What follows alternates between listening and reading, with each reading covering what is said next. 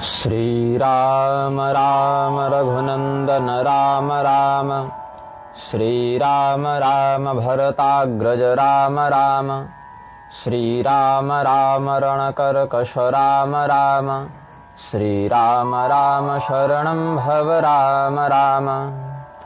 श्री रामचंद्र चरणौ मनसा स्मरामि, श्री रामचंद्र चरणौ वचसा गृणामि, श्री रामचंद्र चरणौ शिरसा नमामि, श्री रामचंद्र चरणौ शरणं प्रपद्ये। कूजन्तं राम रामेति मधुरं मधुराक्षरम्, आरुह्य कविता शाखां वन्दे वाल्मीकिकोकिलं। वर्णानामर्थसंहानां रसानां छन्दसामपि, मङ्गलानां च कर्तारौ वन्दे वाणी विनायकौ। सीतारामगुणग्राम पुण्यारण्य विहारिणौ, वन्दे विशुद्धविज्ञानौ कवीश्वर कपीश्वरौ। उद्भवस्थितिसंहारकारिणीं क्लेशहारिणीं, सर्वश्रेयस्करीं सीतां नतोऽहं रामवल्लभाम्। नमोऽस्तु ते व्यासविशालबुद्धे फुल्लारविन्दायतपत्रनेत्र, येन त्वया भारततैलपूर्णः प्रज्वालितो ज्ञानमयः प्रदीपः। नारायणं नमस्कृत्य नरं चैव नरोत्तमं, देवीं सरस्वतीं व्यासं ततो जयमुदीरयेत्। प्रेम से बोलिए आनंद कंद भगवान की जय। भगवान नाम संकीर्तन करें। सीताराम सीताराम सीताराम सीताराम सीताराम सीताराम सीताराम सीताराम। राधे श्याम राधे श्याम राधे श्याम राधे श्याम राधे श्याम राधे श्याम राधे श्याम राधे श्याम। सीताराम सीताराम सीताराम सीताराम सीताराम सीताराम सीताराम सीताराम। राधे श्याम राधे श्याम राधे श्याम राधे श्याम राधे श्याम राधे श्याम राधे श्याम राधे श्याम। प्रेम से बोलिए आनंद कंद भगवान की, श्री सीतारामचंद्र भगवान की, श्री राधा श्याम भगवान की। कल अद्भुत रामायण के 10वें सर्ग तक हमने व्याख्यान किया था। हनुमान जी की भेंट श्री रामचंद्र जी से हुई है और भगवान का पता पूछा है, उनका परिचय पूछा है, उनका उद्देश्य पूछा है हनुमान जी ने कि आप कौन हैं, कहाँ के रहने वाले हैं, इस क्षेत्र में क्या करने आए हैं। सुग्रीव जी के द्वारा निर्दिष्ट होकर हनुमान जी गए हैं भिक्षु वेश धारण करके श्री रामचंद्र जी से पूछने कि आप कौन हैं। भगवान ने पहले तो अपना वैष्णव स्वरूप दिखाया कि मैं तो विष्णु हूँ, अभी राम रूप में उपस्थित हूँ। ये जो लक्ष्मण हैं वस्तुतः शेषनाग हैं। ये सब भगवान ने अपना वैष्णव स्वरूप बताया। उसके बाद जब हनुमान जी उनके शरणागत हुए, भाव विफल होकर माथा झुकाकर क्षमा मांगने लगे। इति पवन सुतं तं व्याकुलं व्याहरन्तं किमिति कथमिति दम कंपमानं प्लवंगम कृतकरपुटमौलिं संविधेयं ब्रुवन्तं मधुरतरमुदारं रामचंद्रो ब्रवीत्तम। तो भगवान श्री रामचंद्र जी जो हैं, मालिनी छंद लग रहा है। भगवान श्री रामचंद्र जी अपना परिचय बता रहे हैं। परिचय बड़ा लंबा बताएं। मैं कौन हूं? तुम हमारे भक्त हो हनुमान। भक्तो यः पृष्टवानसि, भक्त हो यह जो तुमने पूछा है। वत्स वत्स हनुमंस्तम भक्तो यत् पृष्टवानसि। तो बताऊंगा कि मैं कौन हूं, लेकिन किसी और को मत बताना तुम कि मैं कौन हूं, क्योंकि ये गुप्त बात है कि मैं कौन हूं। ये आत्म तत्व है, आत्मगुह्य सनातन ज्ञान है। अवाच्य में तद विज्ञानम आत्मगुह्यम सनातनम। ये अवाच्य है, अनधिकारी के समक्ष इसका प्रकाशन नहीं करना चाहिए। तो जो ब्रह्म विद्या है उसका प्रकाशन अनधिकारी के समक्ष नहीं करना चाहिए। तो अभी सलमान खान को गीता देकर आए ना बिग बॉस में, एक महापुरुष। तो अनधिकारी को नहीं देनी चाहिए गीता। भगवान मना किए, इदं ते ना तपस्काय ना भक्ताय कदाचन न चा शुश्रूषवे वाच्यम न च माम व्यभ्यसूयते, कि भाई तुमको बताए हैं अर्जुन, ये ज्ञान तुम्हारे लिए है। भगवान ने अर्जुन के अलावा गीता का अधिकारी किसको माना? उस काल में तो किसी और को नहीं माना, तो तुम्हारे लिए है ये। अभक्त को, तपस्याहीन को, द्वेषी को, शास्त्रद्रोही को ये सब नहीं बताना चाहिए। टीआरपी के चक्कर में क्या कर्म ना हो जावे। यहाँ भी भगवान एक मर्यादा बता रहे हैं। जैसे कोई व्यक्ति चुनाव जीतता है तो 2 शपथ लेता है, पद की शपथ और गोपनीयता की शपथ। भले करे कुछ ना, शपथ तो ले लेता है, पद और गोपनीयता की शपथ। तो ज्ञान भी अधिकारी के समक्ष ही गोपनीय रूप से, अधिकारी के पद पर जो बैठा है उसको गोपनीय रूप से ज्ञान देना चाहिए। यन्न देवा विजानन्ति यतन्तोऽपि द्विजातयः इदं ज्ञानं समाश्रित्य ब्रह्मभूताद्विजोत्तमाः न संसारं प्रपश्यन्ते पूर्वेऽपि ब्रह्मवादिनः गुह्याद् गुह्यतमं साक्षात् गोपनीयं प्रयत्नतः। यन्न देवा विजानन्ति, देवता भी ठीक ठीक इस विषय को नहीं जानते, बड़े बड़े ब्राह्मण भी ठीक ठीक नहीं जानते, और जो जान लिया फिर वह परमात्मा ही हो गया। ब्रह्म को जानकर ब्रह्म ही हो गया। पहले के भी जो ब्रह्मनिष्ठ हुए वो सब इसी ज्ञान के कारण ब्रह्मनिष्ठ हुए, और छिपा कर रखा है इस विषय को। जो जानता है उसके ही केवल कल्याण की बात नहीं, उसके वंश में भी ब्रह्मज्ञानी होने लग जाते हैं। वंशे भक्तिमतो ह्यस्य भवन्ति ब्रह्मवादिनः। तो पहले तो जान लो कि जो आत्म तत्व है वह स्वच्छ है, उसमें किसी प्रकार का विकार नहीं है। 3 प्रकार के विकार होते हैं, मल, विक्षेप, आवरण, ये होते हैं। इसे मल भी 3 प्रकार के होते हैं, कायिक, कार्मिक, आणविक, ऐसे करके फिर 3 या 9 हो जाते हैं। लेकिन यहाँ पर आत्म तत्व का यह मूल स्वरूप नहीं है। आत्मा क्या है? निर्विकार है, निर्लेप है। बाहर से अगर हम एक विकार उस पर चढ़ा भी दें या बाहर से लगे कि अविद्या उसकी ओर ढकी हुई है, फिर भी आत्मा मूल रूप में, अविकृत रूप में स्वच्छ है, शांत है, उद्वेग रहित है, सूक्ष्म है और सनातन है। सनातन से तात्पर्य है जो अविनाशी है और व्यापक है, उसको सनातन कहते हैं। यदि एक स्थान पर है और अविनाशी है तो भी सनातन नहीं, और व्यापक है किंतु नाशवान है तो भी सनातन नहीं। सनातन जो है, सना शब्द जो है वह नित्यता का वाचक है। भगवती का नाम सनातनी है। जो निरुक्ताध्याय देखिएगा या इसमें ब्रह्मवैवर्त पुराण में प्रकृति खंड में जहाँ भगवती के नामों का अर्थ बताए हैं भगवान, वहाँ सनातनी भी एक नाम आया है। तो सनातनी नाम की व्याख्या में भगवान बताए हैं कि सना शब्द जो है वह अविनाशित्व का वाचक है, नित्यत्व का वाचक है, और तनन प्रत्यय लगता है तो वो विस्तार के अर्थ में है। तो जो अविनाशी है और व्यापक है वह एक काल और एक देश में जो न हो, सर्वकालिक और सर्वदेशिक हो, वह सनातन है। तो आत्मा ऐसा ही है। अस्ति सर्वांतरः साक्षात् चिन्मात्रस्तमसः परः सोऽन्तर्यामी स पुरुषः स प्राणः स महेश्वरः। चिन्मात्र मतलब चेतना की स्थिति में केवल उसका अनुभव होता है, इसके अलावा हाथ पैर मुंह कान क्रिया गतिविधि से उसका अनुभव नहीं होता है। सत्ता मात्रेण या अनुभूयते, जो सत्ता मात्र से अनुभूत होता है वही अंतर्यामी पुरुष, अंतःस्थित पुरुष, प्राण या महेश्वर कहलाता है। उसके बहुत से नाम हैं, उसको अव्यक्त भी कहते हैं क्योंकि दिखता नहीं, कालाग्नि कहते हैं, ऐसा वेदों का मत है। सद्यो वेद इति श्रुति, संसार उसी से उत्पन्न होता है, उससे विलीन हो जाता है। किससे? चेतन से। यहाँ अद्वैत दृष्टि से आत्मा का तात्पर्य परमात्मा में भी, अविद्या मुक्त चेतन को परमात्मा में ही आरोपित करके समझना चाहिए। जब वह मायावी परमात्मा, मायापति परमात्मा माया से स्वयं को बद्ध करके अनेक रूप धारण करता है, तब भी मूल रूप में जो परमात्मा बच जाते हैं उनको कोई नियंत्रित नहीं करता है। जैसे परमात्मा ने ईश्वर अंश जीव अविनाशी, तो जीव रूप में जब परमात्मा ही एक अंश से अविद्याग्रस्त हुआ, इससे मूल रूप बदल नहीं गया, वहां कोई परिवर्तन नहीं होता है। नायं पृथ्वी न सलिलम न तेजः पवनो नभः न प्राणो न मनो व्यक्तम न शब्द स्पर्श एव च।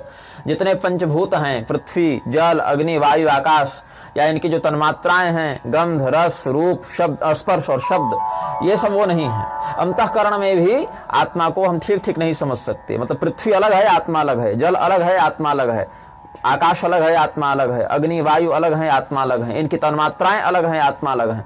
अंतःकरण में मन बुद्धि चित्त अहंकार अलग है, आत्मा अलग है। जो हमारे बाहर के अंग हैं, आंख कान नाक मुंह लिंग गुदा हाथ पैर, न पाणि पादो नो पायोर न चोपस्थम प्रभंगम, आत्मा वह भी नहीं है। न कर्ता न च भोक्ता च न प्रकृति पुरुषो। यहाँ एक अक्षर त्रुटि है इसमें, वही है, एक अक्षर यहाँ कम छपाया लगता है। न कर्ता न च भोक्ता च न च प्रकृति पुरुषो करेंगे तो श्लोक शुद्ध हो जाएगा। न माया नैव च प्राणश्चैतन्यम परमार्थतः। अब इसमें बात है कि आत्मा को कहीं कहीं कर्ता और भोक्ता के रूप में व्यक्त किया गया है। भोक्ता भोग्यम प्रेरितारम च मत्वा सर्वम प्रोक्तम त्रिविधम ब्रह्म है, तो ये श्रुति लगा देंगे। और अकर्ता अभोक्ता के रूप में भी वर्णन यहाँ प्राप्त हो गया कि न कर्ता न च भोक्ता च न च प्रकृति पुरुष हो। तो प्रकृति भी नहीं है, पुरुष भी नहीं है। तो पुरुष कैसे नहीं है? क्योंकि पूर्व में तो स्वंतरयामी सपुरुष सप्राण स महेश्वर ऐसा कह चुके हैं, वह पुरुष है। यहाँ कहते हैं न च प्रकृति पुरुष हो, तो ये 2 ही 3 श्लोक जाते जाते विरोधाभास हो गया ना। तो यहाँ पर पुरुष भी 2 हैं, द्वाइमो पुरुषो लोके क्षरश्चाक्षरैव च। तो जहाँ पर वह पुरुष है ऐसा विधि वाक्य, ऐसा विधान प्राप्त होता है, वहां समझना चाहिए कि वह पुरुष जो है वह अक्षराद अतीत पुरुष है। और जहां पर निषेधात्मक वाक्य कि वह पुरुष नहीं है ऐसा प्राप्त होता है, वहां क्षर अथवा पुरुषोत्तम से नीचे वाला जो मध्यम स्तरीय पुरुष है उसका वर्णन है। तो कर्ता होने के लिए कर्म का होना आवश्यक है, क्योंकि बिना कर्म के हम कर्ता की कल्पना नहीं करते। किस बात का कर्ता है? क्योंकि कर्ता तभी बनेगा जब कोई काम करेगा। तो काम को करने के लिए क्रिया होगी, एक कर्म होगा, उसी का कर्ता होगा। क्योंकि कर्म और कर्ता में नित्य संबंध होगा ना, क्योंकि कर्म के बिना कर्ता नहीं और कर्ता के बिना कर्म नहीं। हम कर्ता बनेंगे कैसे? जब तक संतान न हो पिता बनेंगे कैसे? पिता की उपाधि किस पर आश्रित है? संतान पर आश्रित है। बिना संतान के हम पिता की उपाधि धारणा नहीं कर सकते। तो कर्म की आवश्यकता है व्यक्ति में कर्ता की उपाधि को आरोपित करने के लिए। और क्रिया के लिए किसकी आवश्यकता है? सृष्टि की आवश्यकता है, क्योंकि असृष्टि अवस्था में, विसर्गावस्था में क्रिया नहीं होती है। तो जब प्रकृति सृष्टि नहीं करती है, विसर्ग का काल होता है, सर्ग का काल नहीं होता है, उस समय आत्मा अकर्ता अभोक्ता रूप में रहता है। क्योंकि करने के लिए कुछ है नहीं, भोगने के लिए कुछ है नहीं। कर्ता और भोक्ता कब है? जब वह सृष्टि में स्थित है, और सृष्टि से परे है तो अकर्ता अभोक्ता है। जिस प्रकार से अंधकार और प्रकाश का आपस में क्या संबंध है? बोले कोई संबंध नहीं है। वैसे ही संसार और परमात्मा का कोई संबंध नहीं है। तद्वदेव न संबंध प्रपंच परमात्मनो। तो फिर अब संबंध नहीं है तो संसार और परमात्मा ने बनाया, ऐसा क्यों कहते हैं? क्योंकि संबंध तो हो गया फिर ना, कि परमात्मा कारण है और संसार उनका कार्य है। यहां पर जो शास्त्र का वाक्य मिलता है कि परमात्मा से मयि सर्वाणि भूतानि इत्यादि जो वाक्य मिलते हैं, या मत्तः सर्वमिदं जगत, मुझसे संपूर्ण संसार है, ऐसा जहां वाक्य प्राप्त होगा वहां कैसे समझेंगे? तो यह संबंध समझना चाहिए पेड़ और छाया के समान। पेड़ और छाया में क्या संबंध है? कोई संबंध नहीं है। पेड़ की उपस्थिति मात्र से छाया का आभास होने लगता है, लेकिन वह आभास नित्य नहीं है, वास्तविक नहीं है। वहां पकड़ेंगे तो कुछ मिलेगा नहीं, उससे कोई क्रिया नहीं कर सकते हैं। उसकी स्थिति लगती है कि है, लेकिन वह स्थिति क्यों है? परमात्मा में जब माया का प्रकाश पड़ता है, उसके विपरीत जो है, उसके परमात्मा के विपरीत भाव में संसार की कल्पना होती है। तो जैसा संबंध पेड़ और जैसा संबंध छाया के मध्य, वैसा ही संबंध समझना चाहिए कि ईश्वर और संसार के मध्य। ये पारमार्थिक संबंध नहीं है, ये आभासी संबंध है। छाया तरु यथा लोके परस्पर विलक्षणौ तद्वत् प्रपंच पुरुषो विभिन्नौ परमार्थतः। प्रपंच मतलब संसार और पुरुष मतलब परमात्मा भिन्न है।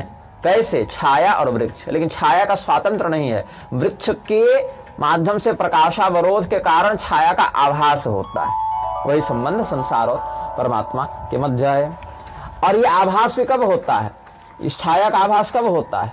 जब आत्मा की मलिनावस्था होती है। आत्मा की 2 अवस्था, मलिनावस्था और स्वच्छावस्था।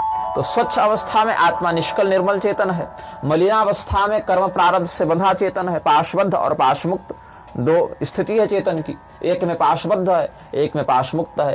तो जब पाशबद्ध है तो उसको मलिन चेतन कहते हैं, और जब पाशमुक्त है उसको स्वच्छ चेतन कहते हैं। तो भगवान कहते हैं कि आत्मा की जो मलिनावस्था है उसमें 100 जन्म भी बिता दे तो वह मुक्त नहीं हो सकता है। जैसे आप जेल में बंद हो और प्रतिदिन आप हजार किलोमीटर के भी बराबर अगर पैदल चल दें तो भी बाहर नहीं जा सकते, उतने दूर घूम घूम के रह जाएंगे।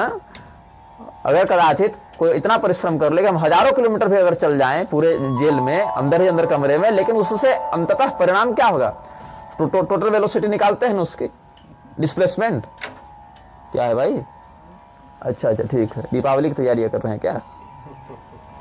मोक्ष मत करवा दीजिएगा किसी का कथा पूरी सुन ले तब। तो यहाँ पर कह रहे हैं भगवान राम जी बता रहे हैं हनुमान जी को कि ये जो आत्मा है, जिस समय मलिनावस्था में उसकी स्थिति होती है, उस समय सैकड़ों जन्म बीत जावे, विकार छूटेगा नहीं, वो मुक्त होगा नहीं। इसीलिए जो ऋषि महर्षि हैं वो क्या करते हैं? पश्यन्ति मुनयो मुक्ता स्वात्मानं परमार्थतः विकारहीनम निर्दुःखमानंदात्मानम अव्ययम्। ये स्वभावतः आत्मा मुक्त है, निर्मल है, निष्कल है, ऐसा चिंतन करते रहते हैं। तब इनको धीरे धीरे वो अनुभूति दृढ़ हो जाती है। जब अनुभूति दृढ़ हो जाती है तो बंधन खुल जाते हैं। इसीलिए जब तक व्यक्ति में ये विवेक नहीं होता, जब तक वह मलिनावस्था में रहता है, तब तक बहुत प्रकार के अनुभव करता है। जैसे मैं सुखी हूँ, मैं दुखी हूँ, मैं मोटा हूँ, मैं पतला हूँ, गोरा हूँ, काला हूँ, विद्वान हूँ, मूर्ख हूँ, धनी हूँ, निर्धन हूँ, इत्यादि शरीर के विभिन्न क्रियाओं को आत्मा के ऊपर आरोपित करके और भ्रमवशात शरीर की प्रतिक्रियाओं को आत्मा में होने वाली प्रतिक्रिया समझ लेते हैं। अहंकारता सुखी दुखी कृशस्थूलेति यामते साप्यहंकृति संबंधादात्मन्यारोप्यते जनैः। ये कैसे होता है? आत्मा और देह के मध्य ऐक्य का जो भ्रम है उसके कारण होता है, जिसको अविद्या भी कहा गया है, देहात्मवाद भी इसको दर्शन में कहते हैं। लेकिन जो वेदज्ञ हैं, श्रुति सिद्धांत को जानते हैं, वे ऐसा नहीं मानते। वो क्या कहते हैं? वदन्ति वेद विद्वान साक्षिणम प्रकृते परम। बोले ये साक्षी है, ये देखता है, ये उसमें लिप्त नहीं होता। वो जो अभिक्रिया चल रही है तीनों गुणों के वैषम्य से, उसमें यह केवल देख रहा है और उससे जो भी प्रतिक्रिया प्राप्त हो रही उसका उपभोग कर रहा है, यदि संसार के अंदर है, और यदि बाहर है तो फिर उपभोग भी नहीं कर रहा है। भोक्तारमक्षयं बुद्ध्वा सर्वत्र समवस्थितम्। तो नित्योदितः स्वयं ज्योतिः सर्वगः पुरुषः परः अहंकारा विवेकेन कर्ताहमिति मन्यते। जैसे सूर्य में जब ताप बढ़े, सूर्य में ताप न बढ़े, सूर्य का ताप पृथ्वी पर पड़े, सूर्य का ताप क्या घटेगा? बढ़ेगा। पृथ्वी पर जब उसका प्रभाव पड़े, हमारे शरीर में गर्मी होती है, हमें जलन होती है, या पसीना निकलता है, या घबराहट होती है, लू लगती है, तो इन सभी क्रियाओं में, या ठंडे में पड़े तो फिर आनंद आता है धूप तापने में। तो अलग अलग काल में सूर्य के ताप से हमारे शरीर में कभी सुख का अनुभव किया जाता है, कभी दुख का अनुभव किया जाता है। कई बार ठंड में बर्फबारी में जो फंस गया उसको अगर धूप मिल जाए तो प्राण बच जाते हैं, और कई बार गर्मी में लू लग जाए तो वही धूप से मर भी जाता है। तो जीवन और मृत्यु पर्यंत एक ही सूर्य के माध्यम से जो प्रकाश प्राप्त हो रहा है, उससे विभिन्न प्रकार के अनुभव शरीर कर रहा है। इसमें सूर्य की कितनी आसक्ति है? इन क्रियाओं में कोई आसक्ति नहीं है। लेकिन अगर सूर्य को यह भ्रम हो जावे कि ये सब हम ही अपेक्षा बुद्धि से कर रहे हैं, तो ये अहंकार हो जाएगा। तो अहंकार और बुद्धि में जब एकता हो जाती है तो देह और आत्मा में व्यक्ति भेद नहीं देख पाता, और उसको लगता है कि आत्मा की उपस्थिति मात्र से देह में जितनी प्रतिक्रिया हो रही है वो आत्मा ही करवा रहा है, जबकि ऐसा नहीं है। सूर्य की उपस्थिति मात्र से हमारे अंदर जो जो प्रतिक्रियाएं हो रही हैं उसमें सूर्य की न आसक्ति बुद्धि है, न कर्ता भाव है। लेकिन हम जो आत्मा और देह के संबंध में विचार करें, इसी दृष्टांत का उदाहरण लेकर, ये नहीं समझ पाते। इसीलिए आत्मा के उपस्थिति मात्र से जो शरीर में क्रियाएं घटित हो रही हैं, गुणागुणेषु वर्तन्ते, ये तो अपने आप हो रहा है, लेकिन उसको हम यह मान लेते हैं कि यह आत्मा ने किया, आत्मा ने भोगा, इस प्रकार का भाव उत्पन्न होता है। अहंकार के विवेक से यही अपने आप को कर्ताभिमान से युक्त कर लेता है, और जो उस परमात्मा के रहस्य को जानते हैं वो समझते हैं कि उनकी उपस्थिति मात्र से प्रकृति स्वयं ये सब एक स्वचालित प्रणाली के अंतर्गत कर ले रही है। तो अनात्मा में आत्मा को देखने से दुख होता। अनात्मा मतलब जो आत्मा नहीं है, जो शरीर है वह अनात्मा है, और जो चेतन है वह आत्मा है। तो अनात्मन्यात्म विज्ञानास्तस्मात् दुःखं तथेतरत् रागद्वेषादयो दोषाः सर्वभ्रांति निबंधनाः। अनात्मा में आत्मा का दर्शन करने से ही व्यक्ति को दुख होता है, और फिर राग होता है, सुखानुशयी राग दुखानुशयी द्वेष। राग होता है, द्वेष होता है, तो सुख का या दुख का अतिरेक अनुभूत को होता है व्यक्ति को, फिर यही बंधा रह जाता है। कार्येशस्य भवे देशा पुण्या पुण्यमिति श्रुतिः तद्वशादेव सर्वेषां सर्वदेह समुद्भवः। यही कारण है कि बारंबार उसी कर्म का, जिसका वह स्वयं को कर्ता मान रहा है, मैंने यह कर्म किया, तो फिर कर्ता के साथ भोक्ता भी बनना पड़ता है उसको। और जब भोक्ता होगा अलग अलग क्रियाओं का फल प्राप्त करेगा, तो अलग अलग देह के माध्यम से उसको अलग अलग परिणाम प्राप्त होते हैं। तो किसी में पुण्य का परिणाम, किसी में अपुण्य का परिणाम, और यही पुण्य और अपुण्य के परिणाम स्वरूप सुख और दुख का उपभोग करने के लिए अलग अलग देह प्राप्त होते रहते हैं उसको। अलग अलग देहों में विचरण करने वाला वह आत्म तत्व एक ही है। यहाँ तक कि हमारे शरीर में, आपके शरीर में, या किसी पशु पक्षी के शरीर में, या देवताओं के भी शरीर में जो चेतन है, आत्म तत्व है, वह एक ही है। लेकिन वह जो चेतन है अलग अलग क्यों लगता है, अलग अलग अनुभूत क्यों होता है? जैसे समुद्र में जो जल राशि है उसमें आप एक छोटा पात्र ले लें, एक बड़ा पात्र ले लें, एक और बड़ा पात्र ले लें, एक मिट्टी का घड़ा ले लें, एक सोने का घड़ा ले लें, एक दिव्य कलश ले लें, एक दोना पत्ता का दोना बना लें। अलग अलग पात्रों में अगर उस समुद्र के जल को हम लेंगे तो उसकी अलग अलग अभिव्यक्ति होगी, लेकिन मूल रूप में पात्र का जो आवरण का जो वहां पर विनियोग हमने किया, उसके नष्ट हो जाने पर वो जल मूल रूप में समुद्र का ही कहलाएगा, उसमें भेद नहीं है। तो केवल यह जो घट है, मतलब जो घड़ा जिसके अंदर यह चेतन है, शरीर है, उसके विभिन्नता के कारण आत्मा की भी विभिन्नता अनुभूत होती है। ये सब बातें योग वासिष्ठ इत्यादि में भी समयानुसार भगवान ने कही हैं, सुनी है, चर्चा की है। तस्माद्वैतमेवाहुर्मुनयः परमार्थतः भेदो व्यक्त स्वभावेन साच मायात्म संश्रया। तो यह दो नहीं है, एक ही है। इसीलिए परमार्थ बुद्धि से जब विचार किया जाता है तो उसको अद्वैत कहा जाता है, अद्वितीय कहा जाता है। अव्यक्त का जो भेद दिखाई पड़ता है, अद्वैत का जो भेद दिखाई पड़ता है, ये है, ये है, ये है, वो माया के कारण दिखाई पड़ता है। जैसे हम यहाँ बैठ जावें और अपने सामने 10 ऐनक लगा लें तो 10 प्रकार के प्रतिबिंब हमारे दिखेंगे, तो 10 प्रकार से हमारे प्रतिबिंब की अनुभूति लोग करेंगे, तो हम 10 नहीं हो जाएंगे। तो माया के कारण ऐसे ही एक चेतन अलग अलग शरीरों में अलग अलग प्रतिबिंबात्मक भाव से अनुभूत होता है, लेकिन वह वस्तुतः एक ही है। जैसे धूम के संपर्क से आकाश में सांवलापन दिखाई पड़े, धुआं उठे, बवंडर उठे तो आकाश का रंग बदलता दिखाई पड़े, लेकिन वस्तुतः आकाश में अपने मूल रूप में कोई परिवर्तन नहीं आता। वैसे ही अंतःकरण में जो राग द्वेष या काम क्रोध या सुख दुख आदि के भाव उद्भूत होते हैं, उसमें मूल आत्मा में कोई परिवर्तन नहीं होता।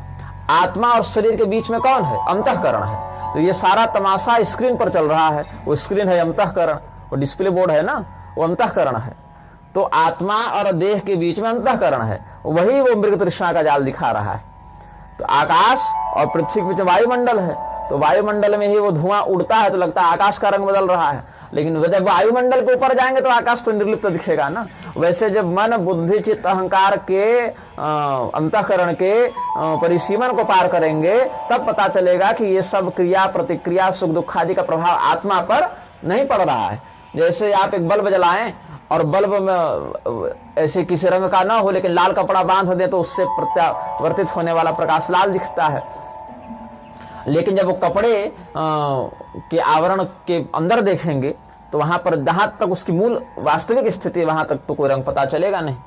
स्फटिक मणि का यहाँ उदाहरण दिया है, यथा स्वप्रभया इफाति केवल स्फटिकोपलः उपाधिहीनो विमलस् तथैवात्मा प्रकाशते। स्फटिक का अपना कोई रंग नहीं होता, सफेद भी नहीं होता, उसमें शुभ्रता भी जो है वो अन्य किसी खनिज के सम्मिश्रण से आती है। स्फटिक का अपना कोई रंग नहीं होता, लेकिन स्फटिक की शिला के सामने लाल फूल रखें और उधर से देखें तो उसमें लालिमा दिखेगी, फिर पीला फूल रख के दूसरी ओर से देखें तो पीलापन दिखेगा, और फिर हरा कुछ रख दें, घास इत्यादि, दुर्वादल इत्यादि, तुलसी दल इत्यादि, तो हरित श्याम दिखेगा। तो जैसा वहां पर रखा जाए संसर्गिक तत्व वैसा ही उसका रंग दिखेगा, लेकिन वो कब है? जब संसर्ग दोष होगा तब। असांसर्गिक अवस्था में स्फटिक बिना रंग का होता है, वैसे ही लेकिन चमकता फिर भी है, उसकी अपनी प्रभा है। ऐसे ही उपाधिहीन होने से, सांसर्गिक दोष से रहित होने से आत्मा निर्मल है, और उसी आत्मा का चिंतन जब ज्ञानी करता है तो जगत में जब उस आत्मा का अनुभव करता है तो कहता है आत्मा ज्ञान रूप है। आत्मा ज्ञान रूप है मतलब केवल बोध उसका होता है, उसका संज्ञान हो जाए तो उसका अनुभव कर लेता है। ज्ञान स्वरूपमेवाहुर्जगद्दे तद्विचक्षणा अर्थ स्वरूपमेवाज्ञा पश्यन्त्यन्ये कुबुद्धयः। और दूसरे लोग इसको अर्थ स्वरूप देखते हैं। अर्थ स्वरूप का अर्थ है जहां आसक्ति भाव बने, केवल बोध हो जाने से नहीं उसका अनुभव होगा, उसको वहां पर विनियुक्त होना पड़ेगा, एक क्रिया और उसके परिणाम से युक्त होना पड़ेगा। तो बुद्धिमान जन जो हैं वो केवल ज्ञान रूप से आत्मा का अनुभव करते हैं कि हाँ उसकी एक सत्ता है मात्र, उसके अलावा उसके लिए कोई कर्तव्य नहीं है, किसी कर्तव्य में बंधा नहीं है।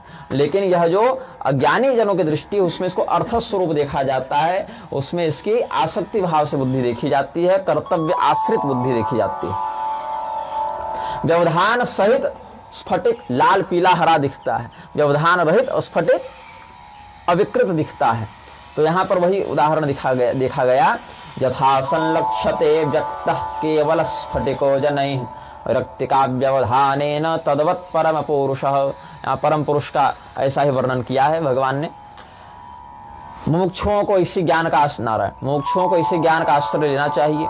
व्यवधान रहित होकर आत्मा अपने मूल रूप में ब्रह्म रूप में मिल जाता है। फिर यदा सर्वाणि भूतानि स्वात्मन्येवाभिपश्यति सर्वभूतेषु चात्मानं ब्रह्म संपद्यते स्वयं। इसी भाव को चरितार्थ करने वाले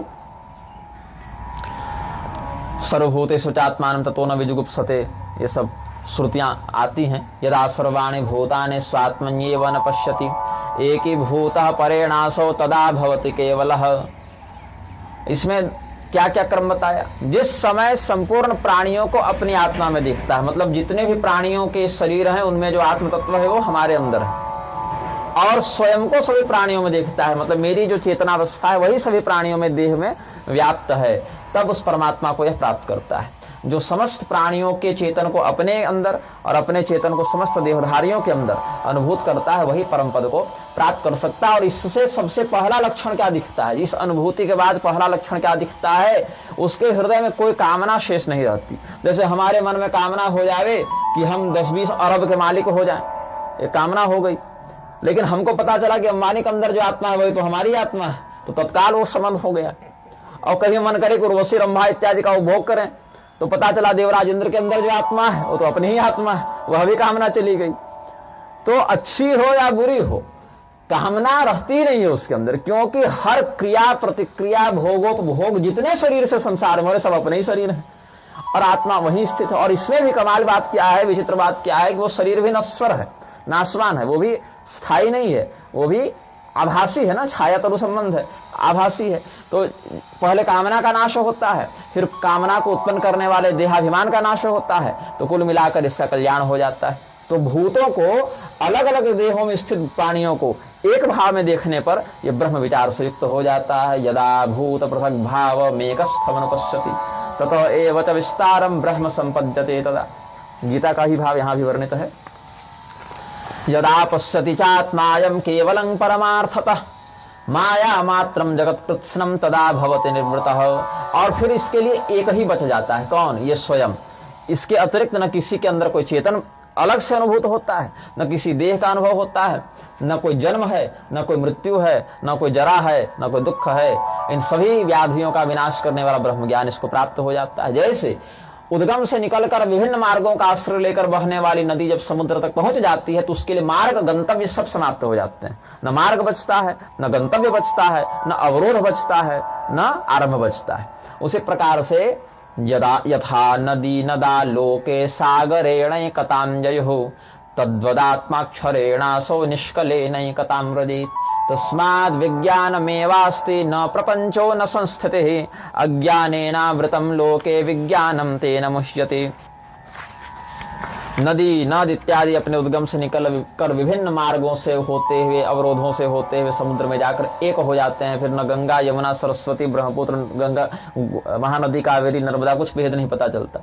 जब वो मार्ग पर स्थित है तभी न कहें गंगा है, यहाँ ये गंगा की धार है, यहाँ इस मार्ग विशेष से बहने वाला जल विशेष जो तीर्थ जल है वह गंगा नाम से जाना जाएगा। यहाँ से यहाँ तक जो नदी का जो मार्ग है वह नर्मदा के नाम से जाना जाएगा या ब्रह्मपुत्र के नाम से जाना जाएगा। तो मार्ग के विविध होने से जल का अलग अलग नाम होता है, लेकिन जब समुद्र में मिल जाए तो फिर वो सारी संज्ञाएं समाप्त हो जाती हैं। ऐसे अलग अलग देहों में, अलग अलग प्रजातियों में अलग अलग नाम उपाधि से उसका हम संबोधन करते हैं, और जब वही समाप्त हो जाए तो फिर उसकी अलग पहचान ही संभव नहीं है। तो ये वेदांत का सार सांख्य दृष्टि से भगवान ने बताया है। एतत्ते परमं सांख्यम भाषितम ज्ञानमुत्तमम सर्व वेदांत सारम ही योगस्तत्रैकचित्तता। ये कैसे प्राप्त होता है? तो योगात् संजायते ज्ञानम ज्ञानाद् योगः प्रजायते। दोनों एक दूसरे से होते हैं। पहला क्या है? योग की दो परिभाषाएं हैं, ऐसे तो बहुत हैं, लेकिन यहां पर जो प्रासंगिक है उसमें दो परिभाषाएं। एक है योगः कर्मसु कौशलम, अपने स्वकर्म में कुशलता योग है। दूसरी है समत्वम योग उच्यते, समता योग है।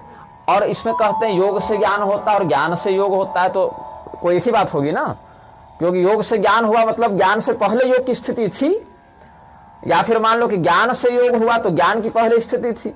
दोनों कैसे संभव है कि हमने अपने पिता के जन्म को देखा और पिता ने हमारे जन्म को देखा? ये कैसे संभव है? तो ये ऐसे संभव है जब अलग अलग कालखंड में अलग अलग स्थिति के माध्यम से देखा। तो यहां पर जो योग है उसकी दोनों परिभाषाएं। पहले है योगः कर्मसु कौशलम, हमारे लिए शास्त्रों में जो कर्तव्य निर्धारित किया गया है, अप्रमादी होकर उन कर्तव्यों का पालन करते हुए हमें ज्ञान होगा। और जब ज्ञान होगा वो भी क्रम से होगा, सीधे ज्ञान नहीं होता है, बीच में भक्ति होती है। एक और भी मत इसमें बता देता हूं, कर्मणा जायते भक्तिर्भक्त्या ज्ञानम प्रजायते, महाभागवत के अनुसार। स्वकर्मनिष्ठ व्यक्ति के हृदय में भक्ति का उदय होता है और भक्तिमान व्यक्ति के हृदय में ज्ञान का उदय होता है। तो जब व्यक्ति अपने कर्तव्य का पालन करता है, योगः कर्मसु कौशलम, तो कर्म कुशलता वाचक योग संसिद्ध होता है, उससे उसमें ज्ञान का उदय होता है। और जब ज्ञान का उदय होता है तो ब्रह्म और जीव में समता का बोध होता है, उसको आत्मा परमात्मा में अद्वैत का बोध होता है। तो वही ज्ञान से फिर समत्वम योग उच्चते वाला योग प्रकट हो जाता है। तो योगात् संजायते ज्ञानम, कर्म योगात् ज्ञानम संजायते, ये हो गया। और ज्ञानात् ब्रह्म योगः प्रजायते। तो ऐसे इसका अगर अन्वय करेंगे तो अर्थ समझ में आ जाएगा। योग ज्ञानाभियुक्तस्य नावाप्यम विद्यते क्वचित्। और जिस व्यक्ति को योग भी संसिद्ध हो गया और जिसको ज्ञान भी संसिद्ध हो गया, फिर उसको कुछ भी दुर्लभ नहीं है उसके लिए। तो जो योगी जन का मार्ग है वही सांख्य वालों का मार्ग है, वही ज्ञान वालों का मार्ग है। और जंक्शन आगे जाके मिल जाता है, क्योंकि पूरा जो जीव का ब्रह्म में मिलने का जो मार्ग है, उसकी जो प्रणाली है वो अभिन्न ही है।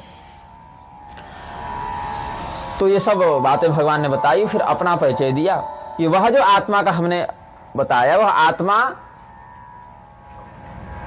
संसार में व्याप्त होकर, अविद्याग्रस्त होकर विभिन्न प्रकार के कार्य करती है, विभिन्न प्रकार के परिणामों को भोगती है। और जब अविद्या मुक्त हो जाता है वह चेतन, तो फिर अपने मूल रूप में आ जाता है, जिसको परमात्मा रूप कहते हैं। वही परमात्मा मैं हूं। एष आत्मा हम अव्यक्तो मायावी परमेश्वर। यह जो आत्मा है उसका हमें वर्णन किया, वही अव्यक्त आत्मा जब मायापति है, उस स्थिति में जब मायावी है वह, तो परमेश्वर कहलाता है, जो मैं हूं। कीर्तितः सर्व वेदेषु सर्वात्मा सर्वतोमुख सर्वकामः सर्वरसः सर्वगंधोजरोमरः सर्वतः पाणिपादोह ममतर्यामी सनातनः। जितने भी प्रकार के तन्मात्रा हैं, जितने गंध हैं सब अपने ही रूप हैं, जितने रस हैं सब अपने रूप हैं, जितने तेज हैं सब अपने रूप हैं, जितने स्पर्श शब्द हैं सब अपने रूप हैं, जितनी कामनाएं हैं सब मेरा ही स्वरूप हैं, जितने भी लोगों के हाथ पैर हैं सबके रूप में हम ही हैं, सबों के हृदय में बैठे अंतर्यामी परमात्मा हम ही हैं। और मेरे अपने कोई हाथ पैर आंख कान है नहीं, मैं बिना आंखें का देखता हूँ, बिना कान का सुनता हूँ, मैं सबको जानता हूँ, मुझे कोई नहीं जानता है। बस जो जानना चाहता है वही कहता है कोई महान पुरुष है, परमात्मा है, पुरुषोत्तम है, ब्रह्म है, ईश्वर है, भगवान है, ऐसा कुछ अपने से बनाकर कहते हैं। अपाणिपादो जवनो गृहीता हृदि संस्थितः अचक्षुरपि पश्यामि तथा कर्णः शृणोम्यहं वेदाहं सर्वमेवेदं न मां जानाति कश्चन प्राहुर्महान्तं पुरुषं मामेकं तत्त्वदर्शिनः। लेकिन इसके पीछे कारण क्या है? वेदाहम सर्वमेवेदम न मां जानाति कश्चन, मैं सबको जानता हूं, कोई मुझे नहीं जानता। इसके पीछे कारण क्या है? तो कारण यह है कि मैंने सबको बनाया, मुझे किसी ने नहीं बनाया। मेरी माया से सब आवृत है, किसी और की माया से हम आवृत नहीं है। यही कारण है कि मैं उनको जानता हूं लेकिन वो मुझे नहीं जानता।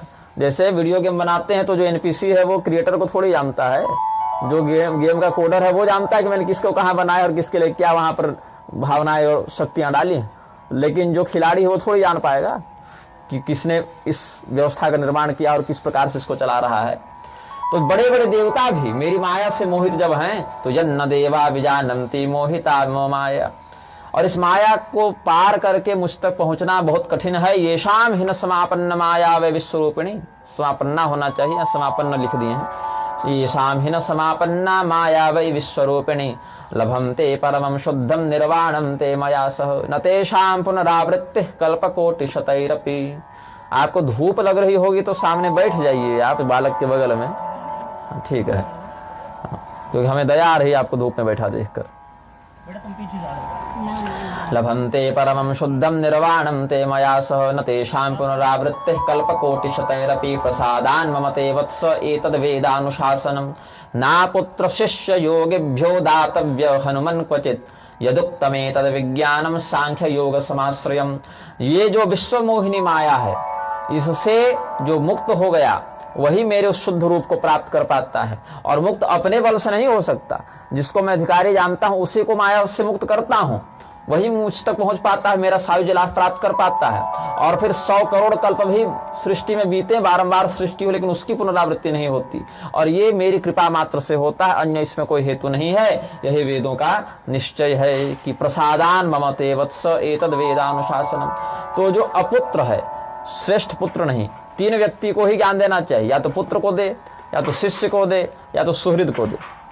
तो जो योग्य पुत्र नहीं उसको ज्ञान नहीं मिलना चाहिए, जो योग्य शिष्य नहीं उसको ज्ञान नहीं मिलना चाहिए, और जो अयोगी है, जो विशिष्ट प्रकार से हमसे जुड़ा नहीं है, जिसका संयोग हमसे नहीं हुआ, जिसका उचित संग हमसे नहीं हुआ, ऐसे योग मार्ग विरहित व्यक्ति को भी नहीं देना चाहिए। तो सांख्य योग को प्रधानता से रखते हुए हमने ये ज्ञान तुमको बताया है। हे हनुमान, किसी और को ये ज्ञान मत देना, ऐसा श्री रामचंद्र जी ने कहा। फिर हनुमान जी को कहते हैं कि हे ब्राह्मण, क्योंकि ब्राह्मण रूप में आए थे ना, तो हनुमान जी को द्विज पुंगव कहा है।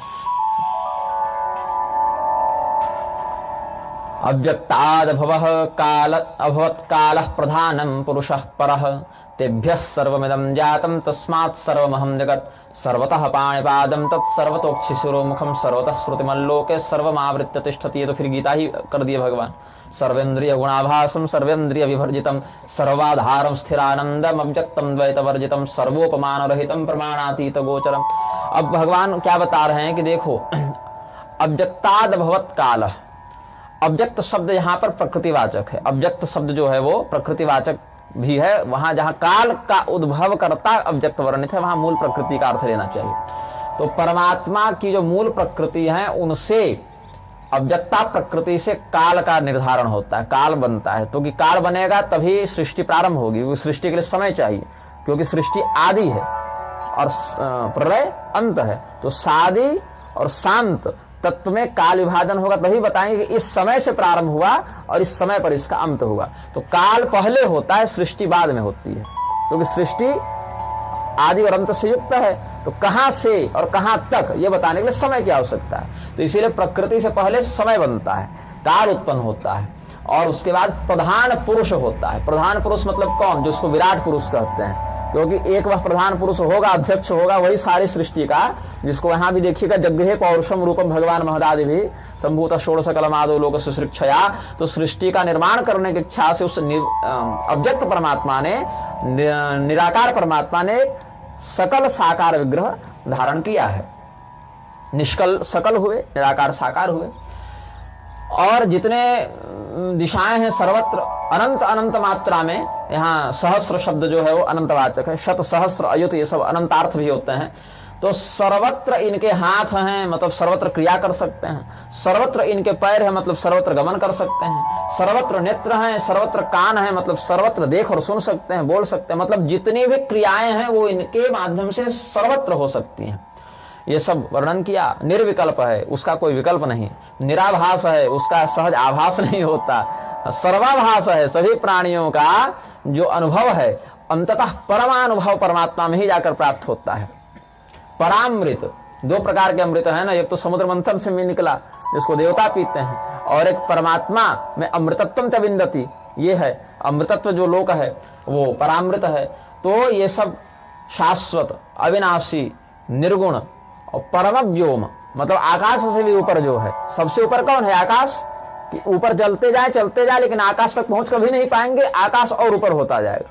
लेकिन परमात्मा आकाश से भी ऊपर है। कदाचित अगर कोई किसी मंत्र बल से, योग बल से या तकनीक से आकाश का भी उल्लंघन कर ले तो परमात्मा का नहीं कर सकता, वो रहेगा परमात्मा के नीचे ही। सप्तावरण भेद के बाद भी, सप्तावरण भेद में तो आकाश भी चला गया ना, उसके ऊपर थोड़ी आकाश है, सप्तावरण से तो नीचे ही आकाश है।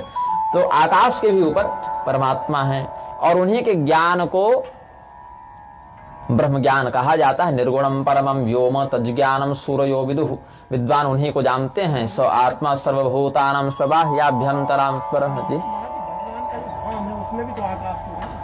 वो आकाश चिन्मय आकाश है, यहाँ पंचभौतिक आकाश की बात हो रही है। पंचभौतिक आकाश जो है इस आकाश ये नहीं। नहीं, वो आकाश नहीं। भगवान का धाम लोकालोक पर्वत के पीछे है, लोकालोक पर्वत तक आकाश की गति नहीं है। हाँ, ये पांच भौतिक आकाश, जैसे कारणों में है ना समुद्र, वहां भी तो तरंगे उठ रही हैं, तो पांच भौतिक जल नहीं है वो ना। बना रहते हैं तो वहाँ पर। हाँ, ये शरीर जो भौतिक है, सूक्ष्म है, कारण है, उसके अतिरिक्त वहां पर एक दिव्य शरीर प्राप्त होता है जिसको सारूप्य रूप में भगवान देते हैं कि मेरे समान तुम्हारा रूप हो जाएगा। ये सब तो यहां पर कहते हैं कि सभी प्राणी मेरे स्थान में है। मेरे स्थान में मतलब मेरे आश्रय में है, मेरे कारण उनकी स्थिति है। मत स्थान सर्वभूतानि यस्तम वेद सवेदविद। तो दो तत्व हो गए, प्रधानम पुरुषम चैव तत्वद्वयमुदाहृतम। प्रधान प्रकृति और पुरुष मतलब चेतन। तो प्रधानम पुरुषम चैव तत्वद्वयमुदाहृतम।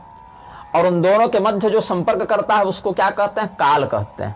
प्रकृति और चेतन के मध्य व्यवहार कैसे होता है? समय के माध्यम से होता है कि इस प्रकृति में इस गुण के माध्यम से इसकी रचना की गई और यहाँ पर चेतन के माध्यम से अभिक्रिया होगी, इसका यह परिणाम प्राप्त होगा। तयोरनादिर निर्दिष्ट काल संयोजक पर त्रयमेतदनाद्यंत मध्यक्ते समवस्थितम मध्यक्ते। यहाँ पर कुछ मव्यक्ते होना चाहिए। त्रयमेतदनाद्यंतम अव्यक्ते समवस्थितम, तभी तो यहाँ ध लिख दिया इन्होंने।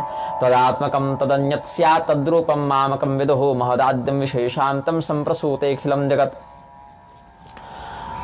भगवती प्रकृति जब इस संसार का निर्माण करती है तो चेतन की दो अवस्थाएं हो जाती हैं। एक अवस्था में चेतन प्रकृति का नियंत्रक है और एक अवस्था में चेतन प्रकृति से नियंत्रित है। तो वही दो रूप जो है, तद्रूपम मामकम विदुः, तदात्मकम तदन्यत् स्यात्, अन्यत् स्यात्, दूसरा भी एक रूप हो जाता है, लेकिन वह रूप भी मेरा ही है।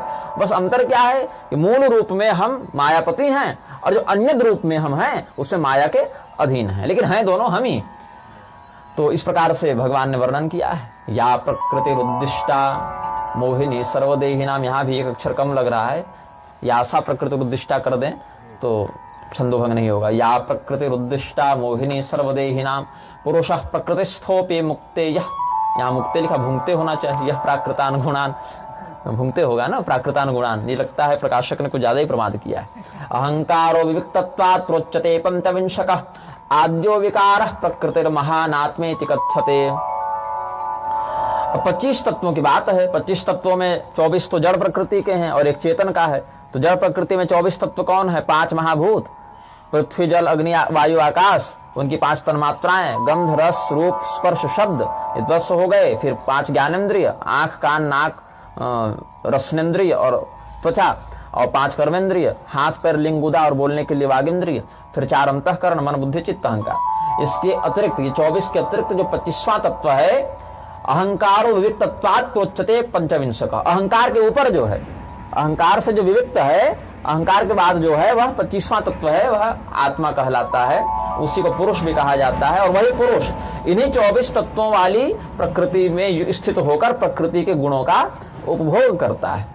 इसके लिए भी 5 लगते हैं ना, अधिष्ठानम तथा कर्ता करणम ते पृथक विधम विविधा से पृथक चेष्टा दैवम ते वात्र पंचमम, 18वें अध्याय में भगवान बताए हैं गीता में। तो यही जीव को अंतरात्मा भी कहा जाता है। अंतःकरण और अंतरात्मा में अंतर है, ठीक है। अंतःकरण जो है वो करण है और आत्मा है। तो ये तो अधिष्ठान शरीर हो गया, कर्ता चेतन हो गया, करण जिन जिन माध्यमों से अलग अलग क्रियाएं हो रही हैं, तृतीया विभक्ति कर्ण प्रधाना होती है। हाँ। तो सविज्ञानात्मकस्तस्य मनस्यादुपकारकम तेना विवेकतस्तस्मात् संसारः पुरुषस्यनु सचा विवेकः प्रकृतौ संगात कालेन सोभवत्। क्या कहते हैं भगवान? वह आत्मा कैसा है? बोले विज्ञान आत्मा है, मतलब विशिष्ट प्रकार के ज्ञान से ही उसको समझा जा सकता है, सामान्य ज्ञान नहीं, अपरा विद्या के माध्यम से नहीं, परा विद्या के माध्यम से, विशिष्ट ज्ञान के माध्यम से उसको समझा जा सकता है। अब मन से उसका क्या संबंध है? तो कहते हैं मन आत्मा का उपकारी है। उपकारी मतलब उसके बदले काम करने वाला है। जैसे कोई व्यक्ति अपनी कंपनी में चीफ एग्जीक्यूटिव ऑफिसर रखता है, सीईओ कहते हैं, करता वो सारा काम है, लेकिन श्रेय किसको प्राप्त होता है? जो स्वामी है। और स्वामी कुछ नहीं करता, उसने अपना एक स्टाफ बैठा रखा है। तो मन क्या है? मन इसी प्रकार से, नारायण विराजी, मन इसी प्रकार से आत्मा का उपकारी है, मतलब आत्मा प्रधान हो गया, क्योंकि चेतन है, चेतन ही करता है, अधिष्ठान तथा कर्ता में आत्मा को कर्ता कहा गया है। लेकिन आत्मा यदि अनासक्त हो जाए तो क्या क्रियाएं घटित नहीं होंगी? तब भी क्रियाएं घटित होती हैं। क्रियाओं के घटित होने में आत्मा की आसक्ति प्रधान नहीं है, क्योंकि क्रियाएं तो गुणों के माध्यम से घटित हो रही हैं। आत्मा आसक्त है या अनासक्त है, इसका भाव केवल इतना है कि आत्मा पुनर्जन्म में फंसा रहेगा कि मुक्त होगा, इतना ही भाव है। क्रियाओं के ऊपर आत्मा के अनासक्त होने का कोई प्रभाव नहीं पड़ता है। अनासक्त भाव से जो क्रियाएं घटित हो रही हैं, उन क्रियाओं के फल को भोगने के लिए आत्मा बाध्य नहीं है। यस्य नाहंकृतो भाव बुद्धि यस्य न लिप्यते। लेकिन क्रियाएं फिर भी घटित होती हैं संसार में। जब ऋषभदेव जी, जड़भरत जी, सुखदेव जी अनासक्त हो गए तो क्या संसार में क्रियाएं होनी बंद हो गई? उन्होंने बोलना बंद कर दिया, वो चलना बंद कर दिए? नहीं, क्रियाएं हो ही रही हैं, लेकिन उस क्रिया का जो प्रभाव चेतन पर पड़ रहा था मलिन अवस्था में, वो नहीं पड़ता है। इतना ही तात्पर्य केवल, लेकिन काम सारा होता है तब भी। तो यहां पर क्या कहते हैं कि मन उसका उपकारी है। तब क्रियाएं कैसे होती हैं? तो मन ही उन समस्त क्रियाओं को करता रहता है, प्रधान कर्ता का प्रतिनिधि बनकर। क्रियाएं सारी घटित हो रही हैं, लेकिन उसका नियंत्रण किसके हाथ में होता है? मन के हाथ में होता है। और यही मन जब अविवेक पूर्वक क्रिया करता है तो संसार की स्थिति का बोध होता है, और मन जब विवेक पूर्वक क्रिया करता है तो संसार का विलोप हो जाता है, क्योंकि उसको पता है कि हम कर नहीं रहे हैं। जैसे सपने में कई बार अनुभव होता है कि हम सपना देख रहे हैं, वहां विवेकोदय हो जाता है, तो फिर सपने में कुछ सुख हो कुछ दुख हो अनुभव नहीं होता। क्या ठीक है, एक बार मैंने सपना देखा किसी भूत से लड़ रहा हूं, तो फिर सपने में ही बोध हुआ कि मैं तो सपना देख रहा हूं, फिर मैं भागना बंद कर दिया, भूत के भय से भाग रहा था बहुत पहले, फिर सपने में ही स्मरण हुआ कि तो सपना देख रहा हूं, तो मैं पलटा, तो फिर भूत ने पूछा कि तुम पलटे क्यों, तुम मुझसे भाग क्यों नहीं रहे? तो मैंने कहा कि मैं तो सपना देख रहा हूं, अब लड़ते हैं, चलो देखते हैं क्या होता है। अगर मैं जीत गया तो आगे सपना देखूंगा, हार गया तो आंख खोल दूंगा। तो सपने में विवेकोदय हो गया। अविवेक के कारण दुख होता है, विवेक के कारण दुख का नाश होता है। तो मन जब अविवेकी होता है तो इसी प्रकार ये जो बड़ा सपना चल रहा है हम लोगों का, ये बड़ा सपना जो है वो सत्य लगने लग जाता है, उससे होने वाले सुख दुख का अनुभव होने लगता है। और नहीं तो जिसका विवेक जागृत हो गया वो भी सपने में है, वो भी सपने में ही है, लेकिन फिर उसको स्वयं ब्रह्मज्ञानी होने के बाद भी रहुगण की पालकी ढोने में कोई समस्या नहीं होती। रहुगण की गाली सुनकर भी उसको कोई प्रभाव नहीं पड़ता। रहुगण की करोमिते चिकित्साम दंड पाणी देव जनताया, जब कहा कि यमराज के समान तुम्हें दंड दूंगा, तो प्रकृति में स्वाम भजिष्य सहित, तब तुम अपने औकात में आओगे, तब भी कोई प्रभाव उनको नहीं पड़ा। जान चल सपना चल रहा है, ये रहुगण तो कल हिरण्य था और फिर अपने कर्म फल बस कहीं और चला जाएगा। तो इसमें संसार चल कैसे रहा है? अलग अलग देह बन रहे हैं, अलग अलग देह नष्ट हो रहे हैं, अलग अलग सुख दुख का विस्तार हो रहा है समाज में। तो कैसे हो रहा है? तो भगवान कहते हैं हनुमान जी को कि सुनो हनुमान, कालः सृजति भूतानि कालः संहरते प्रजा सर्वे कालस्य वशगा न कालः कस्यचिद वशे। काल ही, अब काल माने रामपाल वाला काल नहीं है, इधर वो काल पुरुष से कल ही बना घूम रहा है रामपाल, बोला नहीं है। हनुमान जी और श्री राम जी वाला काल है, कालों में लोकक्षय कृतोर्ध्व वाला है। तो उधर भी बताना पड़ता है कि देखो देखो यहाँ काल शब्द आ गया। अभी कवि शब्द आया ना तो वहां से कबीर निकाल देता है, बड़ी अद्भुत प्रतिभा है उसकी। कहीं शास्त्र में कवि शब्द मिल जाए उसको केवल कबीरदास सिद्ध कर देता है वहां से। यह है ना यहाँ पर कविं पुराण मनुशासितार मनोरणियाम समनुस्मृत्य, कबीर मनीषी वाला जो मंत्र है उसमें कबीर घुसा देता है। तो यहां पर वो कहते हैं श्री रामचंद्र जी, सर्वे कालस्य वशगा, सभी लोग समय के अधीन है, समय किसी का अधीन नहीं है। हम चाह लें कि समय हमारे अनुसार चले तो नहीं चलेगा, हम चाह लें कि दिन रात हमारे अनुसार चले तो नहीं चलेगी। हाँ ये अवश्य है कि कुछ ऐसी साधनाएं हैं, जैसे निग्रहाचार्यों की श्रृंखला में बहुत पहले एक निग्रहाचार्य हुए थे जिनका नाम था श्री शंखानंद देव। तो शंखानंद देव जी ने अपने शंख की ध्वनि से डूबते हुए सूर्य को उगते हुए सूर्य में परिणत कर दिया था, सूर्यास्त को सूर्योदय बना दिया था। तो जब मुझे ये पता चला तो मैंने सोचा कि किस प्रकार की साधना उन्होंने की थी, किस प्रकार का उन्होंने व्यवहार किया था। तो इसका उत्तर हमको शक्ति संगम तंत्र में मिला, जहां राजतंत्रोपासना का वर्णन है कि दिवा रात्रि व्यत्ययम, तो इस प्रकार से भाव है कि दिन और रात में उलटफेर कर दे जो पंचास्त्र साधन करता है। अब पंचास्त्र साधन क्या होता है, जिन 5 अस्त्रों की साधना की वो क्या होता है, फिर इसका उत्तर हमको सांख्यायन तंत्र में मिला। तो मिलता गया भगवान की कृपा से जो जिज्ञासाएं आती है स्वयं में भी समित हो जाती हैं, और उसी दिन हो गई। जैसे हमने इधर इधर पता चला, फिर मैंने सोचा कहाँ इसका उत्तर मिलेगा, सामने ग्रंथ था उसको खोला उसी में उत्तर, फिर वहां भ्रम हुआ तो सामने दूसरा ग्रंथ था उसको खोला उसी में उत्तर, वो सारी श्रृंखला मिल गई। तो ऐसा हुआ तो काल तो उनके अधीन हो गया। बोले नहीं, उन्होंने वह साधना भी तो काल के वशीभूत होकर ही की। तो प्रकृति में जैसे भगवान ने जयद्रथ के समय जो सूर्यास्त का वाला जो भ्रम दिखाया है, वो जयद्रथ के लिए जो काल निश्चित किया गया था उस मर्यादा के अनुरूप ही हुआ है। मतलब अगर उसमें कोई ऐसा हस्तक्षेप या ऐसा कोई अपवाद भी हुआ है तो पूर्व निश्चित काल विधान के अनुसार ही वो घटना उस क्रम में घटित हुई है, ऐसा समझा जाना चाहिए। कि वैसा नहीं है कि वशिष्ठ जी ने तो राज्याभिषेक की तैयारी की थी, वो तो गड़बड़ हो गया और भगवान जंगल चले गए। भगवान को जंगल जाना ही निश्चित था, राज्याभिषेक वाला विषय बीच में गड़बड़ कर रहा था। तो होता सब काल के अनुरूप ही है। उस समय सूर्यास्त को सूर्योदय में परिणत होना ही काल की इच्छा थी, इसीलिए ऐसा हुआ। जैसे उसमें है ना, महाभारत से पहले जो विचित्र विचित्र उत्पात हो रहे थे, या युगांत काल में जो ग्रहों की गति अचानक से बदल जाती है, कोई शीघ्रगामी हो जाते हैं, कोई अतिचारी हो जाते हैं, कोई मंदगामी हो जाते हैं, तो गणनाएं गड़बड़ होने लगती हैं लोगों की।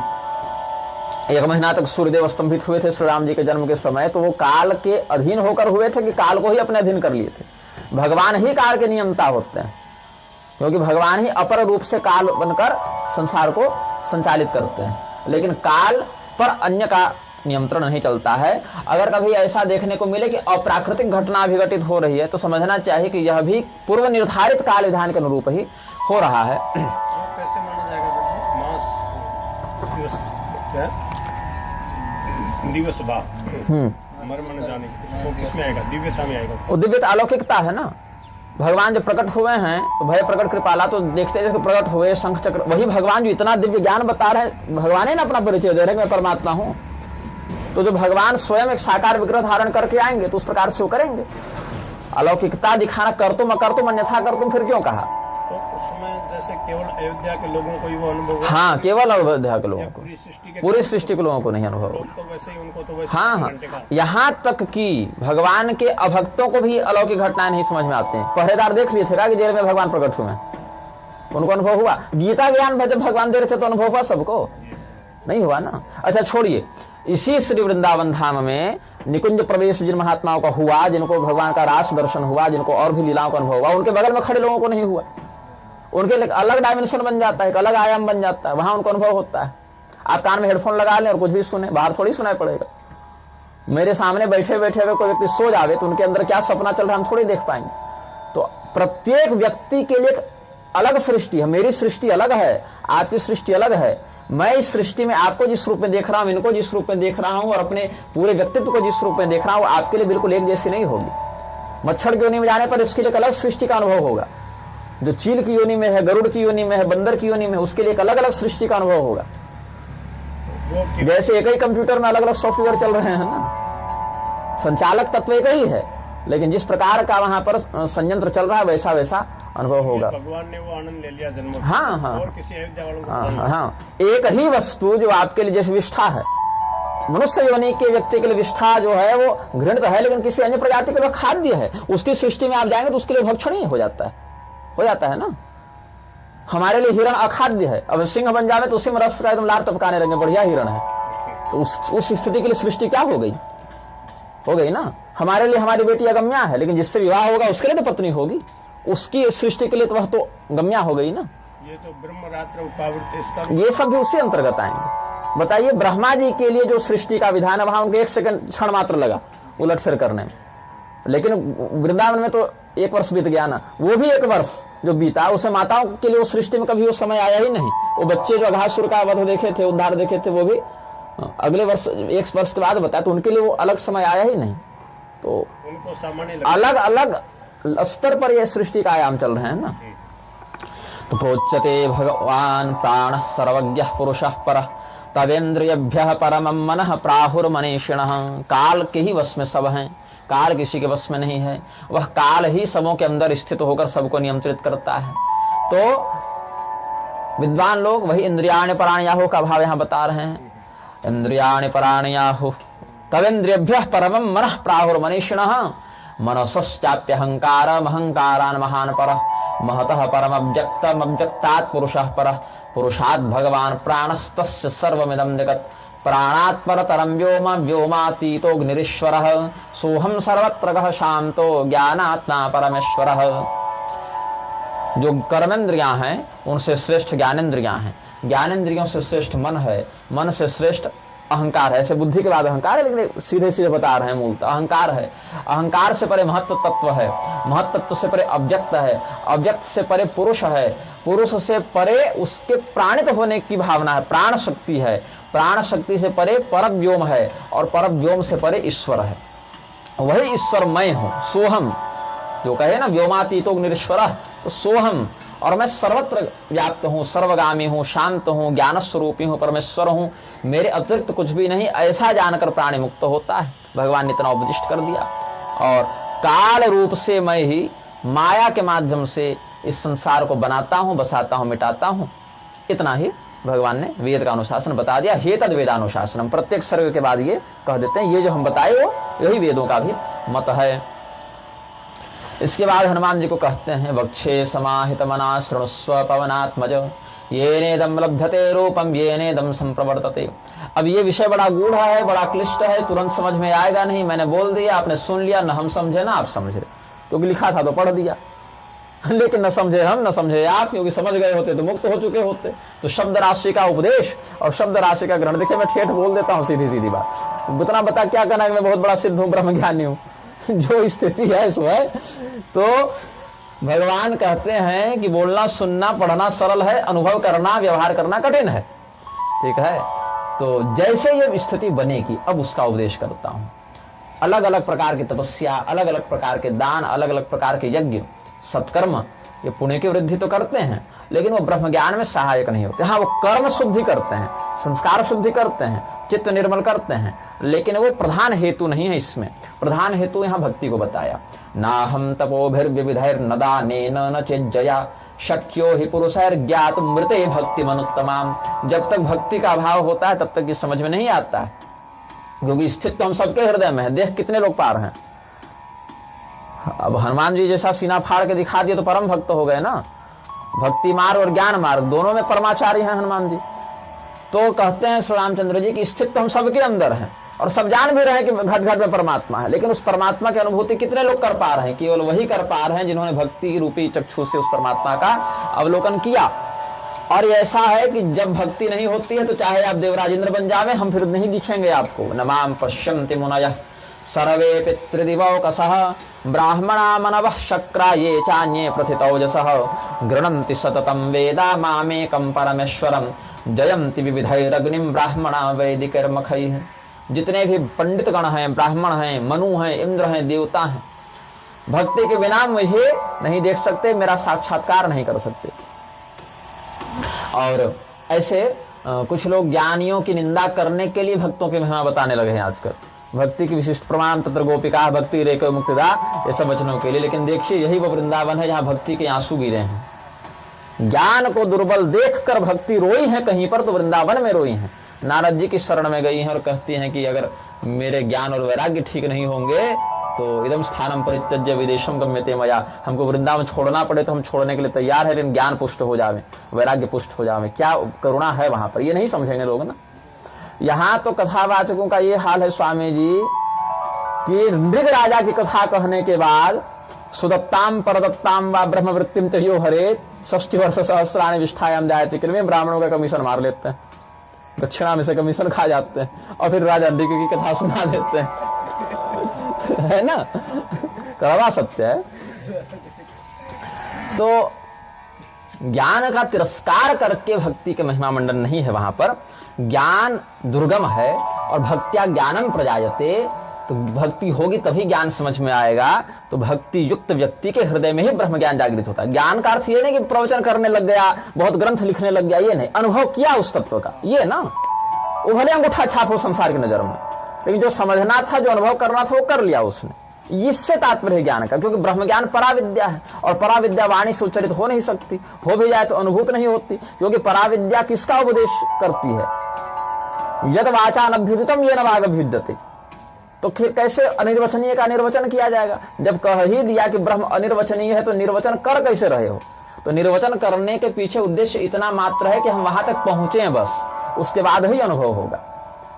जैसे कागज पर जब नोट्स बनाता है विद्यार्थी, अलग अलग फिजिक्स, केमिस्ट्री इत्यादि के या ऑपरेशन इत्यादि के लिखता है नियम, उससे वह कुशल हो नहीं जाता, लेकिन कम से कम उससे आधार तैयार होता है, उससे ज्ञान बीज का निर्माण हो जाता है।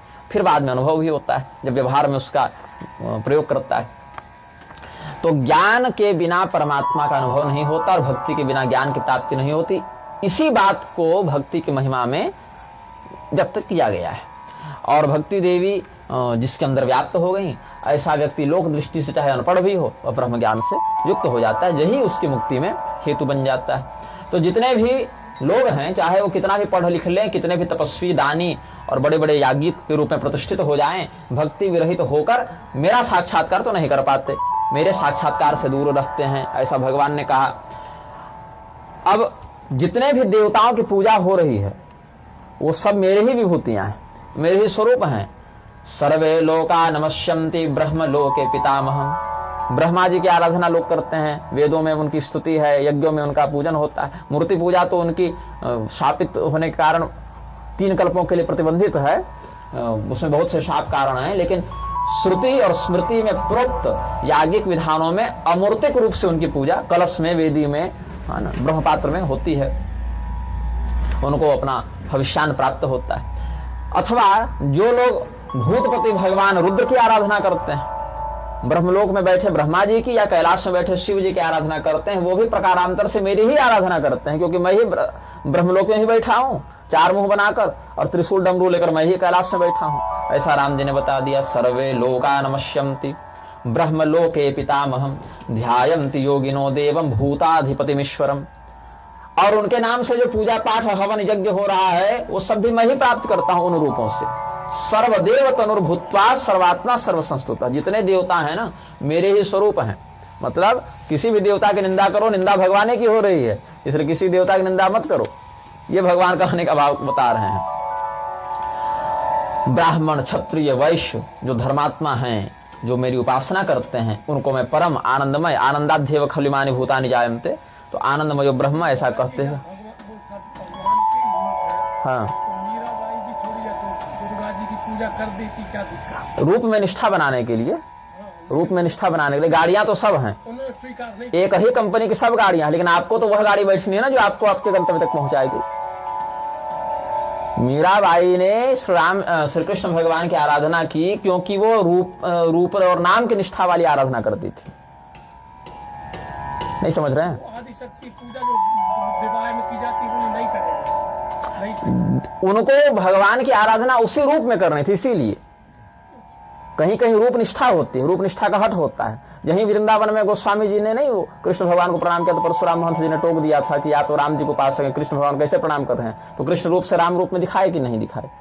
मैं एक बार गया था रात, ज्ञान गुदड़ी के बगल में है शायद उनका स्थान, वहां। अच्छा देखिए, भगवान कृष्ण जो हैं वो भगवती दुर्गा की आराधना किए हैं कि नहीं किए हैं? ऐसा भी शास्त्र में, देवी भागवत इत्यादि में देखिए। भगवान विष्णु ने अम्बा यज्ञ किया है। तो जिस देवता के प्रति व्यक्ति की निष्ठा होती है, आप जहां दुर्गा जी का महात्म्य देखिएगा, जो भगवती दुर्गा के उपासक में अनन्य उपासक, वो भी ऐसा कहेंगे हम विष्णु भगवान की आराधना नहीं करेंगे। हाँ, ये अवश्य है कि वही भगवान विष्णु दुर्गा रूप में है, ऐसा मानकर हम आराधना करेंगे। तो यहाँ पर जो है वो रूप निष्ठा है, नाम निष्ठा है कि तत्व निष्ठा है, ये समझना पड़ेगा। जहाँ रूप निष्ठा है ना, वहां पर द्विभुज कृष्ण को छोड़कर चतुर्भुज कृष्ण की भी पूजा नहीं करेंगे। गौड़ियों में जाकर देखिए, होता है ना, कि केवल इसी रूप की हम निष्ठा में रखेंगे। रूप में भी जहाँ 2 हाथ वाली निष्ठा है वहां भी देखेंगे कि 2 हाथ गोकुल में बना के बैठे हैं, कि मथुरा में बना के बैठे हैं, कि वृंदावन में बना के बैठे हैं, कि द्वारका में बना के बैठे हैं। वहां स्थान की निष्ठा होती है, फिर लीला की निष्ठा होती है। केवल एक ही लीला पर निष्ठा रखेंगे कि माखन चुरा रहे तो जीवन भर वही रूप का ध्यान की, रास रचा रहे हैं जीवन भर वही रूप का ध्यान की। वहां तो एक ही देवता के अलग अलग रूपों में नहीं जाते, यहाँ तो आप 2 देवताओं की बात कर गए। नामयक निष्ठा वाला व्यक्ति कृष्ण छोड़कर गोविंद भी नहीं कहेगा, गोविंद छोड़कर गोपाल भी नहीं कहेगा। एक रूप पर एक है। हाँ, ये अवश्य द्वेष नहीं होना चाहिए अन्य रूपों के प्रति, उसकी बस एक निष्ठा है बस। तो कुछ भक्त ऐसे हैं जो नाम परक आराधना करते हैं। अब वो नाम पकड़ लिया उन्होंने 2 अक्षर की, राम ही बोलूंगा तो राम छोड़कर राघव भी नहीं बोलूंगा, राम वो छोड़कर मैं दाशरथ या सीतापति भी नहीं बोलूंगा, ऐसे भी कुछ भाव है। अच्छा, कुछ है रूपक निष्ठ, तो मैं रूप की ही आराधना करूंगा। तो मुझे कैसा रूप चाहिए? तो ऐसा रूप चाहिए जहां पर बाईं ओर सीता जी, दाईं ओर लक्ष्मण जी हो, सामने हनुमान जी हो, वही रूप पकड़ूंगा। तो फिर वो बाल रूप वाले राम जी की आराधना नहीं करेंगे, उनको प्रेम ही नहीं बनेगा, उनको वो तल्लीनता नहीं मिलेगी। समग्र का बोध हो जाएगा। क्रमानुसार, क्रमानुसार। जैसे कल आपकी गणित की परीक्षा है तो आपने कहा गणित की परीक्षा देनी है, तो हम जीव विज्ञान क्यों पढ़ें? तो आज तो केवल गणित ही पढ़ेंगे। जब वो विषय पूरा हो जाएगा तब अगले विषय को देखेंगे। तो जब उनकी वह निष्ठा पूर्ण हो जाती है तो आरोहण क्रम से फिर अन्य में भी निष्ठा पूर्ण हो जाती है, जब वहां एक बार प्रवेश हो जाता है। तो किसी एक नाम में, किसी एक रूप में, किसी एक लीला में कुछ लोग निष्ठा बनाते हैं। अच्छा, जो लोग रूप में निष्ठा बनाए हैं आवश्यक नहीं कि वो नाम में भी बना लें। जैसे मैंने कृष्ण रूप में निष्ठा बनाई तो मेरे लिए गोविंद, गोपाल, दामोदर, माधव ये सब में कोई दिक्कत नहीं है। लेकिन अगर रूप और नाम दोनों की निष्ठा बना ली तो फिर कृष्ण का एक रूप और कृष्ण का एक नाम वही पकड़ेंगे, उसमें भी एक ही लीला पकड़ेंगे। तो क्रमानुसार धीरे धीरे करके आगे बढ़ा जाता है। पहले एक रूप में निष्ठा बनती है, एक नाम में निष्ठा बनती है, एक स्वरूप में निष्ठा बनती है, फिर जब उसमें पूर्ण निष्ठा बन जाती है तब ब्रह्म ज्ञान होता है, तब सर्वत्र। फिर तो आप राम कृष्ण दुर्गा शिव छोड़िए, आपको पत्थर और नाली के कीड़े तक में वह दिख जाएगा। जैसे मुक्ताबाई को दिख गया था कि विट्ठल तो नाली के कीड़े में घूम रहे हैं, तो बोले कि आप वैकुंठ छोड़कर यहाँ क्यों पड़े हुए हैं? तो लोग बोले किससे बात करिए? बोले देखो मेरे विट्ठल नाली में लौट रहे हैं कीड़ा बनकर। वहां भी दिख जाएगी। फिर आप देवता छोड़िए, वहां भी दिख जाएगी वो निष्ठा। तो हर प्रकार के आराधनाओं का विधान शास्त्र में। कुछ लोग केवल नाम पकड़कर आराधना करते, कुछ लोग केवल रूप पकड़कर करते, कुछ केवल लीला पकड़कर करते, कुछ लोग पूर्णतया अभेद से करते। जैसे मार्कंडेय जी इत्यादि का आराधना भगवान शिव और विष्णु में अभेद देखकर हुई। तो ये सब अलग अलग, इसको कहते हैं प्रस्थान, अलग अलग प्रस्थानों के माध्यम से ये सब होती है। हाँ, इसमें इतना भाव रखना है कि अन्य के प्रति द्वेष न हो, क्योंकि जो एक की निंदा करता है उससे सभी देवता विनिंदित हो जाते हैं। तो निंदा करने के लिए नहीं, अपने इष्ट की संस्तुति करने के लिए। अब जैसे शंकराचार्य ने लिख दिया कपाली भूतेशो भजति जगदीश कपदविम भवानी तत्पाणी ग्रहण परिपाटी फलमिदम, कि शिव जी का तो कोई पावले नहीं था, खोपड़ी लटका के घूमते थे माला के समान। वो तो आपसे विवाह किया भगवती तो उनका इतना महात्म्य हो गया। तो यहाँ उद्देश्य शिव जी को नीचा दिखाना नहीं है, यहाँ उद्देश्य है भगवती की महिमा बताना। तो यहाँ नहीं निंदा स्तुति वाला जो न्याय है ना, नहीं निंदा न्याय, वो लगता है। यहाँ पर आगे भगवान क्या कहते हैं कि जो ब्राह्मण क्षत्रिय वैश्य विधि पूर्वक मेरी आराधना करते हैं उनको तो हम आनंदमय पद देते हैं, और अन्ये पिए विकर्मस्थाः शूद्राद्यानी च जातयः भक्तिमन्तः प्रमुच्यन्ते काले न मयि संगताः। जो शूद्र इत्यादि अधम जातिगत युक्ति हैं, व्यक्ति जो अन्य विकर्माश्रित हैं, विकर्म मतलब जो अविरुद्ध, जो वेद विरुद्ध कर्म करें, अवैदिक कर्म करें, तो विकर्म में जो स्थित हैं तो या विकृत कर्म में स्थित हैं, वो भी अगर भक्ति पूर्वक हमारा आराधन करें तो वे भी मुक्त हो जाते हैं। तो पहले हमने प्रतिज्ञा कर लिखी है, आदावेत प्रतिज्ञातम, आदौ एतत् प्रतिज्ञातम, आदावेत प्रतिज्ञातम न मे भक्तः प्रणश्यति। मैंने पहले ही यह प्रतिज्ञा कर रखी है कि मेरे भक्त का मैं विनाश नहीं होने दूंगा। न मद भक्ता विनश्यन्ते मद भक्ता वीत कलमशाः, आदावेत प्रतिज्ञातम न मे भक्तः प्रणश्यति। यो वा निंदन्ति तं मूढ़ो देव देवं सनिंदति। जो मेरे भक्त की निंदा करता है वह मेरी ही निंदा करता है। यो हितं पूजयेत् भक्त्या स पूजयति मां सदा। जो मेरे भक्त का सत्कार करता है वह मेरा भी सत्कार करता है। पत्रं पुष्पं फलं तोयं मदाराधन कारणात् यो मे ददाति नियतः समे भक्तः प्रियो मतः। कोई भक्त पूजा करने जा रहा है, आपने उसको फल दे दिया, फूल दे दिया, जल दे दिया, संसाधन दे दिया, उसके पास नहीं है, और आपने दे दिया, तो उससे जो पूजा होगी उसका फल आपको भी मिलेगा, वह भक्ति आपको भी प्राप्त होगी धीरे धीरे। भक्त की सेवा से वृत्रासुर ने भगवान की सेवा से अधिक भक्त की सेवा मांग डाली, क्योंकि भगवान की सेवा करते करते हम कदाचित भ्रमित हो जावे, लेकिन भक्त की सेवा करते करते भ्रमित होने नहीं देगा, तुरंत मार्ग पर बनाए रखेगा।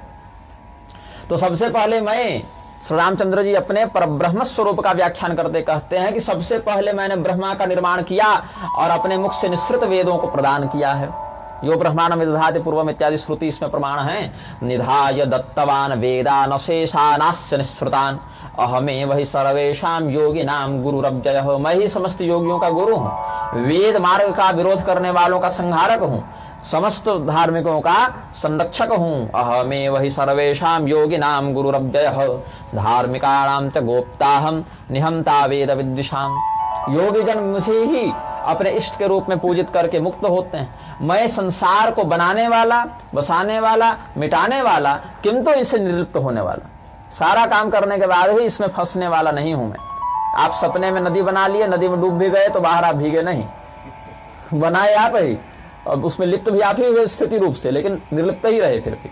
तो भगवान कहते हैं कि मायावी मायका शक्तिर्माया लोक विमोहिनी। ये सब हो कैसे रहा है? तो मेरी माया शक्ति से हो रहा है, मेरी कल्पना शक्ति से हो रहा है, मेरे चिद विलास से ये सब कार्य हो रहा है। और उसी शक्ति को योगियों ने विद्या कहा है। मम एव च पराशक्ति यासा विद्येति गीयते नाशयामि तथा तया मायाम योगी नाम हृदय संस्थिता। पराशक्ति अपराशक्ति, एक विद्या है, एक अविद्या है। अविद्या से बंधता है, विद्या से मुक्त होता है। तो ये सब और भी श्रुतियों से बात समझ में आती है। एका सर्वांतरा शक्ति करोति विविधम जगत भूत्वा नारायणो नंतो जगन्नाथो जगन्मय। एक सर्वांतरा शक्ति जो सबों के अंदर होती है ना, तो सबों के अंदर को क्या कहते हैं? विष्णु शक्ति। व्यापनाद विष्णु रुच्यते, व्याप्त है उसमें, इसीलिए प्रविष्ट है इसीलिए। तो संपूर्ण संसार का पालन करने वाली वह नारायणी शक्ति जगन्नाथ नाम से प्रसिद्ध होती है। भूत्वा नारायणो नमतो जगन्नाथो जगन्मय। तो ब्रह्मा जी वाला बता दिए और फिर विष्णु भगवान वाला बता दिए, फिर शिव जी वाला भी बता दिए कि तृतीया महती शक्तिर निहंती सकलम जगत। संसार का विनाश भी करते हैं। पहले बता दिए ब्रह्मा जी का हमने निर्माण किया। निधाय दत्तवान वेदान अशेषानास्य निःसृतान। तो भगवान ब्रह्मदेव के रूप में हम प्रकट हुए और अपने मूल रूप से फिर वेद उनको दिया। फिर हमें नारायण रूप में प्रकट हुए, फिर हमने पालन किया। फिर हमें तमोगुण के माध्यम से शिव रूप में प्रकट हुए, फिर हमने संहार भी कर दिया। तो ध्यान के माध्यम से, ज्ञान के माध्यम से, भक्ति के माध्यम से, कर्म के माध्यम से अलग अलग लोग हमारी आराधना करते हैं, लेकिन इनमें भक्त जो है वो हमें ज्यादा प्रिय है। अच्छा, ज्ञान भी भक्ति का ही एक प्रकार है, क्योंकि भक्तिया ज्ञानम प्रजायते। ज्ञान आया कहां से? भक्ति से ही तो आया। और भगवान क्या कहते हैं? भक्ति में सर्वश्रेष्ठ भक्ति कौन है? अनन्या भक्ति। अनन्या भक्ति सर्वश्रेष्ठ है। तो अनन्य भक्त जो है वो क्या करता है? भगवान के अतिरिक्त किसी और का कदापि चिंतन नहीं करता है, उसका मन भटकता नहीं है। तो स्वामी राम सुखदास जी का मैंने कुछ पढ़ा था, वो अनन्य भक्त और फरन्य भक्त वाला मुझे याद आ गया। साधक संजीवनी में लिखा है उन्होंने कि क्या जी भाई बता दो आपको, आप शायद नहीं जानते हैं। तो कोई महात्मा जी थे, कहीं जा रहे थे, कोई गोप बंधु दिखा, ग्वाला अपने खेत में काम कर रहा था। तो महात्मा जी रुके, उसके पास थोड़ा सत्संग हुआ। तो उसने पूछा कि महाराज जी आप कौन हैं? तो क्या करते हैं? भक्ति करता हूँ। तो कैसे भक्त हैं? तो उन्होंने कहा मैं अनन्य भक्त हूँ भगवान का। तो भक्त तो जानता था, लेकिन अनन्य शब्द वो नहीं समझ पाया। अनन्य मतलब अन्य के रहित, अन्य मतलब दूसरा, अनन्य मतलब जो दूसरे का चिंतन न करे। तो वो ग्वाला जो था उसने कहा अनन्य क्या होता है? तो बोले जो भगवान नारायण के अलावा अन्य देवता जैसे शिव जी, दुर्गा जी, हनुमान जी या जो भी बताए अपना, इंद्र, वरुण, कुबेर, ये सब देवताओं का चिंतन न करे। कृष्ण भगवान का केवल करे, अन्य देवताओं का न करे, जैसे शिव जी का न करे, दुर्गा जी का न करे, तो अनन्य भक्त है। अच्छा, और तुम कौन वाले भक्त हो? तो ग्वाले ने कहा मैं फनन्य भक्त हूँ। तो फनन्य भक्त क्या होता है? बोले महाराज आप तो इतने देवताओं का नाम भी जानते हैं, कम से कम मुझे तो ये भी नहीं पता था कृष्ण के अलावा कोई दूसरे देवता होते हैं। तो आप अभी बताए तब समझा कि अच्छा शिव भी कुछ है, दुर्गा भी कुछ है। असली अनन्य तो वो था, उसको तो नाम भी नहीं पता था। तो ये एक बात हमको स्मरण आ गई। जो भगवान हालांकि वही परमात्मा सभी रूपों में है, लेकिन एक उपासना की दृढ़ता के लिए ऐसा कहा गया, भटकाव न होने। फिर देखेंगे कि अरे ये देवता की तो 1 साल से आराधना कर रहे हैं, कुछ काम ही नहीं बन रहा है, तो थोड़ा देवता बदल कर देखें, क्योंकि अपनी भक्ति में तो कमी है नहीं, तो कमी देवता में ही होगी, शायद काम नहीं बना रहे हैं, तो देवता बदल कर देखें। ये चैनल में मजा नहीं आ रहा, दूसरा चैनल लगा कर देखें, कुछ अच्छा आ रहा होगा उसमें। तो जीवन भर देवते बदलते रहोगे, तो देवता बदलते रहोगे तो काम नहीं ये होगा, सुधरेगा ना।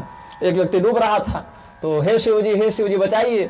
तो शिव जी सोचे कि बचाना चाहिए, तब तक सोचा अभी तक तो नहीं बचाना है, तो हे विष्णु भगवान करने लगा। विष्णु भगवान सोच अच्छा मुझे पुकारता है, मैं जाता हूँ। शिव जी बोले अच्छा ये तो चैनल बदल दिया, विष्णु भगवान जा रहे हैं।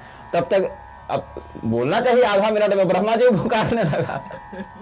दृष्टांत है ऐसे ही, ये कोई शास्त्र विषय नहीं है। कहने का भाव है मात्र इतना ही, समस्त देव रूपों में परमात्मा व्याप्त है, उसमें किसी एक नाम रूप लीला पर निष्ठा रखते हुए अन्य के प्रति भटकाव न हो, इसके लिए अन्यता को धारण करते हुए आराधना करनी चाहिए। इसमें जो लोग भटकाव को संभालने में सक्षम हैं, ऐसे लोग अन्य देवता का आराधना भी करें उसी निष्ठा से, तो कोई दिक्कत नहीं है। यह भी एक शास्त्रीय विधान है। पंचदेवोपासना भी तो शास्त्रोक्त ही है।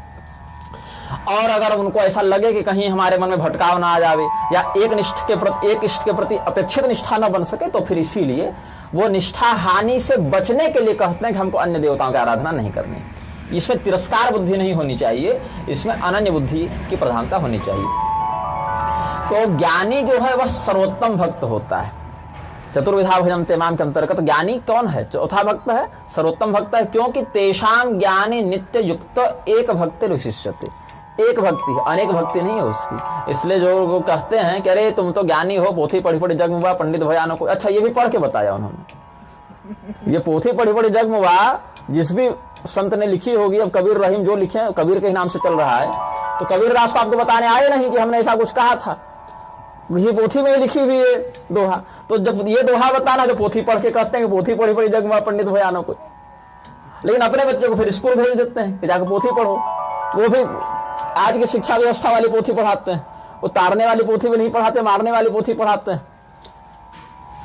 अगर उनका बच्चा एग्जाम में फेल होकर बाप को आकर कहे कि देख मेरा रिपोर्ट कार्ड, मैंने प्रेम का 2.5 अक्षर पढ़ लिया, अब मुझे पोथी नहीं पढ़े, तो बहुत पीटेगा। लेकिन मेरे यूट्यूब में कमेंट में आकर करता है वो व्यक्ति की पोथी पढ़ी पढ़ी जगमा पंडित भयानो कोई, तो राधे राधे लिख देता है, तो क्या कहूं मैं।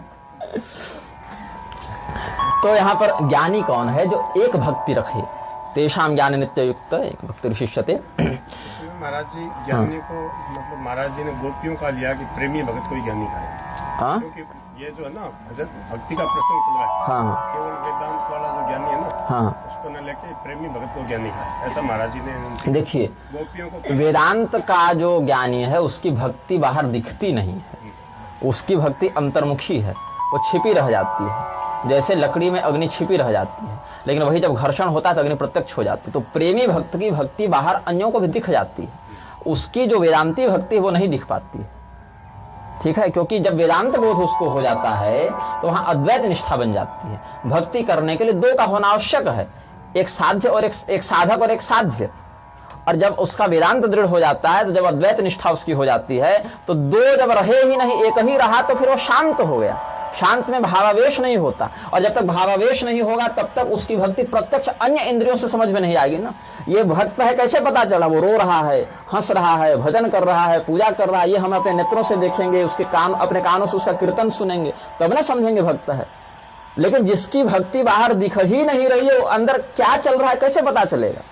अपने इंद्रियों से हम उसकी भक्ति के भाव को ग्रहण ही नहीं कर पाएंगे, क्योंकि बाहर अभिव्यक्त नहीं हो रही है। अभिव्यक्त तब होगी जब आवेश होगा, और शांत व्यक्ति में आवेश नहीं होता है। समझ रहे हैं? जब व्यक्ति वेदांत ज्ञान से पुष्ट हो गया तो शांत रस हो जाता है। शांत रस व्यक्ति आवेशित नहीं होता है। जब आवेशित नहीं होगा तो उसके माध्यम से बाहर अभिव्यक्ति नहीं होगी भाव की, और भावाभिव्यक्ति होगी ही नहीं तो हम देख नहीं पाएंगे कि वो गा रहा है। रुदत्त भीक्षण हसती को चिच्चा जब करेगा तो दिखना चाहिए ना, तब तो पता चलेगा वो भक्त है कि नहीं। उसकी भक्ति अंतर्मुखी होकर शांत हो जाती है।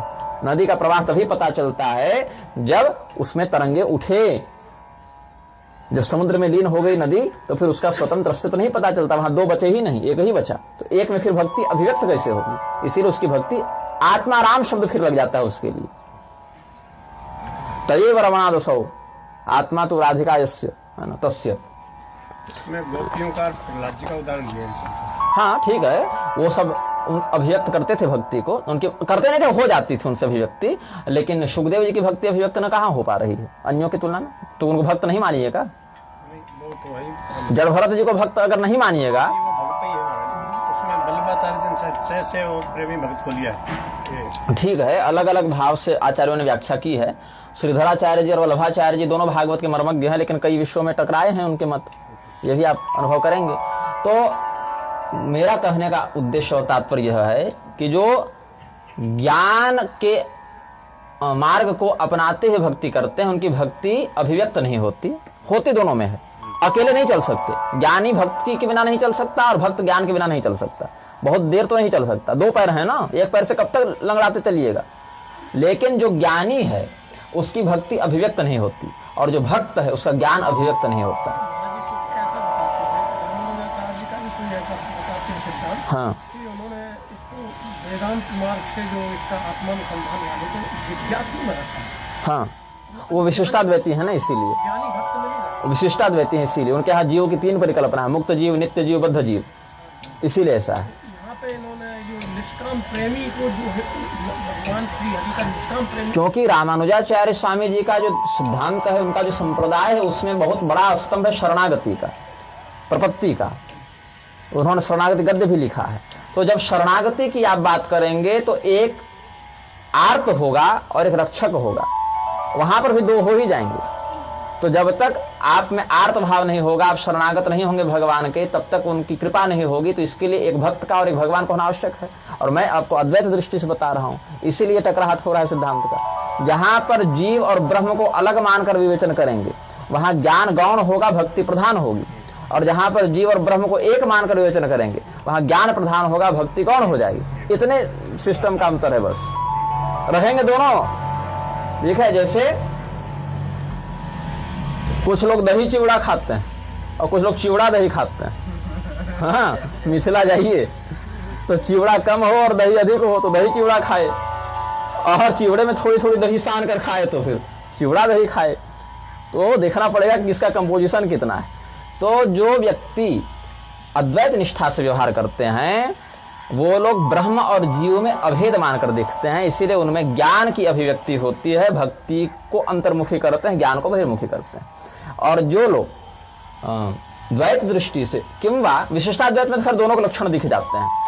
पहले पूर्वार्ध में द्वैत का और उत्तरार्ध में अद्वैत का लक्षण विशिष्टाद्वैत में दिख जाता है।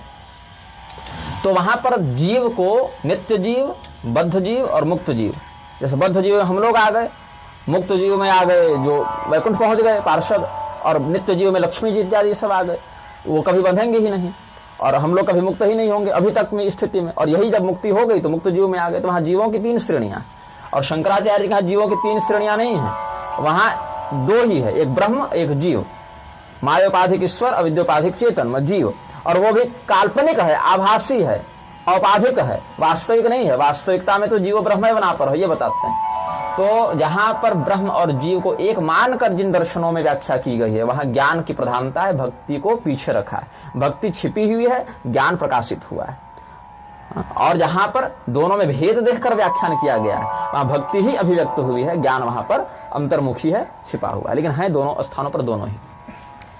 तो भगवान यहाँ पर कहते हैं कि अच्छा, यहाँ तक तो बता दिए तीनों देवताओं का। फिर अब कहते हैं यो विज्ञानेन माम नित्य माराधयति नान्यथा अन्ये च ये त्रयो भक्ता मदाराधन कांक्षिणः।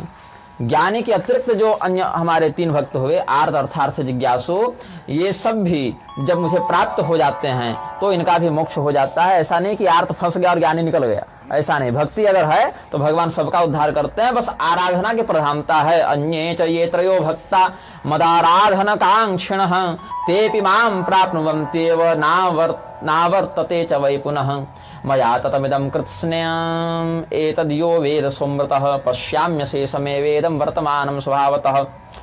इस जगत का विस्तार हमने कर रखा है, इस जगत का संकोचन भी हम ही करते हैं, और मेरे लिए सदैव ये जगत वर्तमान के समान दिखाई पड़ता है।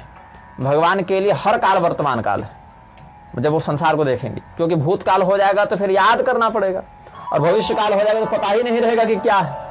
इसीलिए सब कुछ सामने है। हाँ बिल्कुल, वेदा हम समतीतानि वर्तमानानि चार्जुन, ठीक, बहुत हाँ। तो हम सब जानते हैं, और मेरे लिए सब सामने का ही विषय है कि क्या हो रहा था, क्या हो रहा है, क्या होगा, सब बिल्कुल सामने का विषय है। मतलब सभी कालों में हमारी एक समान गति है।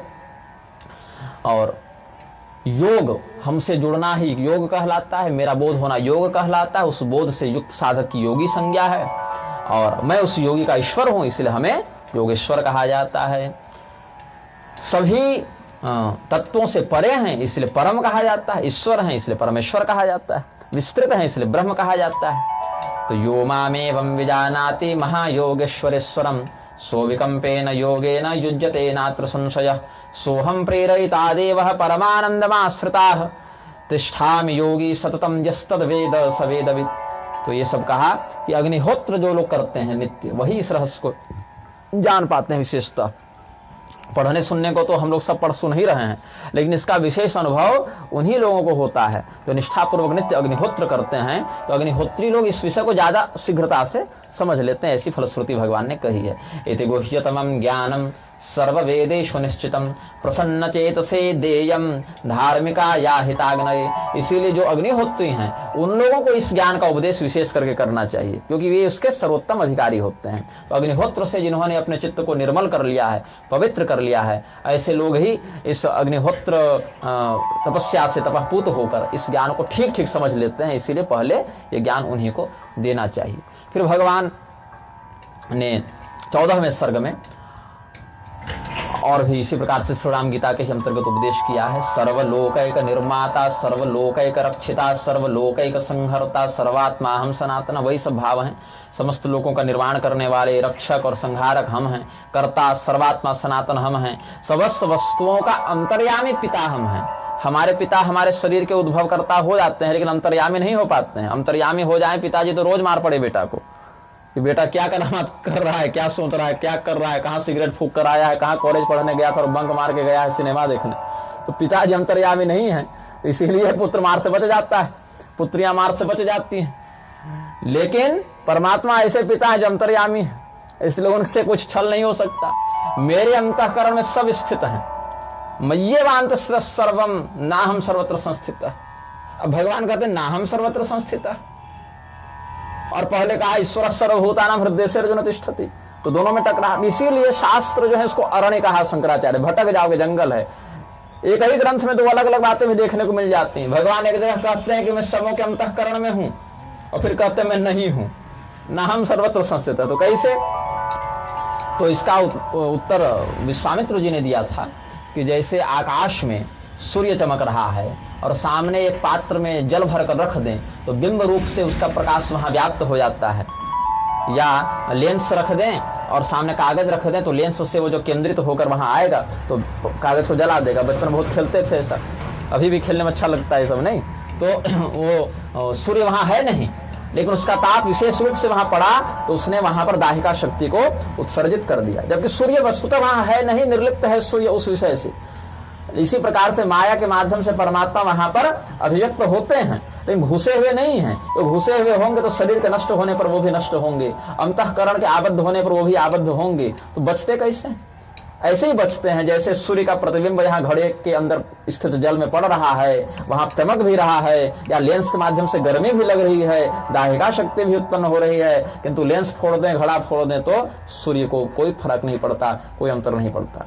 उसी प्रकार से अंतर्यामी तो हैं, हृदय में स्थित तो हैं, लेकिन केवल वहां पर चित स्वरूप में स्थित है।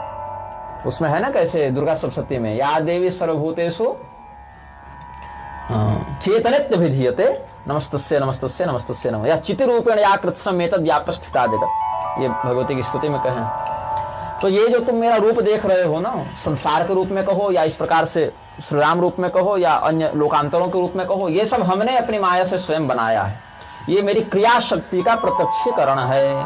प्रेरयामि जगत सर्वम क्रिया शक्तिरियं मम। अब भगवान में 3 शक्तियां स्वभावतः होती हैं, ज्ञान शक्ति, क्रिया शक्ति और बल शक्ति। स्वाभाविकी ज्ञान बल क्रिया च परास्व शक्ति युधाय श्रूयते। स्वाभाविकी ज्ञान बल क्रिया च। परमात्मा की शक्ति 3 प्रकार से सामान्यतः देखी जाती है, ज्ञान शक्ति, क्रिया शक्ति और बल शक्ति। इसमें बल शक्ति को कहीं कहीं इच्छा शक्ति भी कहा गया है, क्योंकि इच्छा ही पूर्ण करवाने के लिए हम बल का प्रयोग करते हैं, इसीलिए इच्छा शक्ति को कहीं कहीं बल शक्ति भी कहते हैं। तो इच्छा ज्ञान क्रिया शक्ति त्रयम यद्भाव साधनम तद ब्रह्म सत्ता सामान्यम सीता तत्व उपासमहे, ऐसा ब्रह्मा जी सीता जी की स्तुति में कहते हैं। तो 2 प्रकार की मेरी अवस्था है। क्या कहते हैं?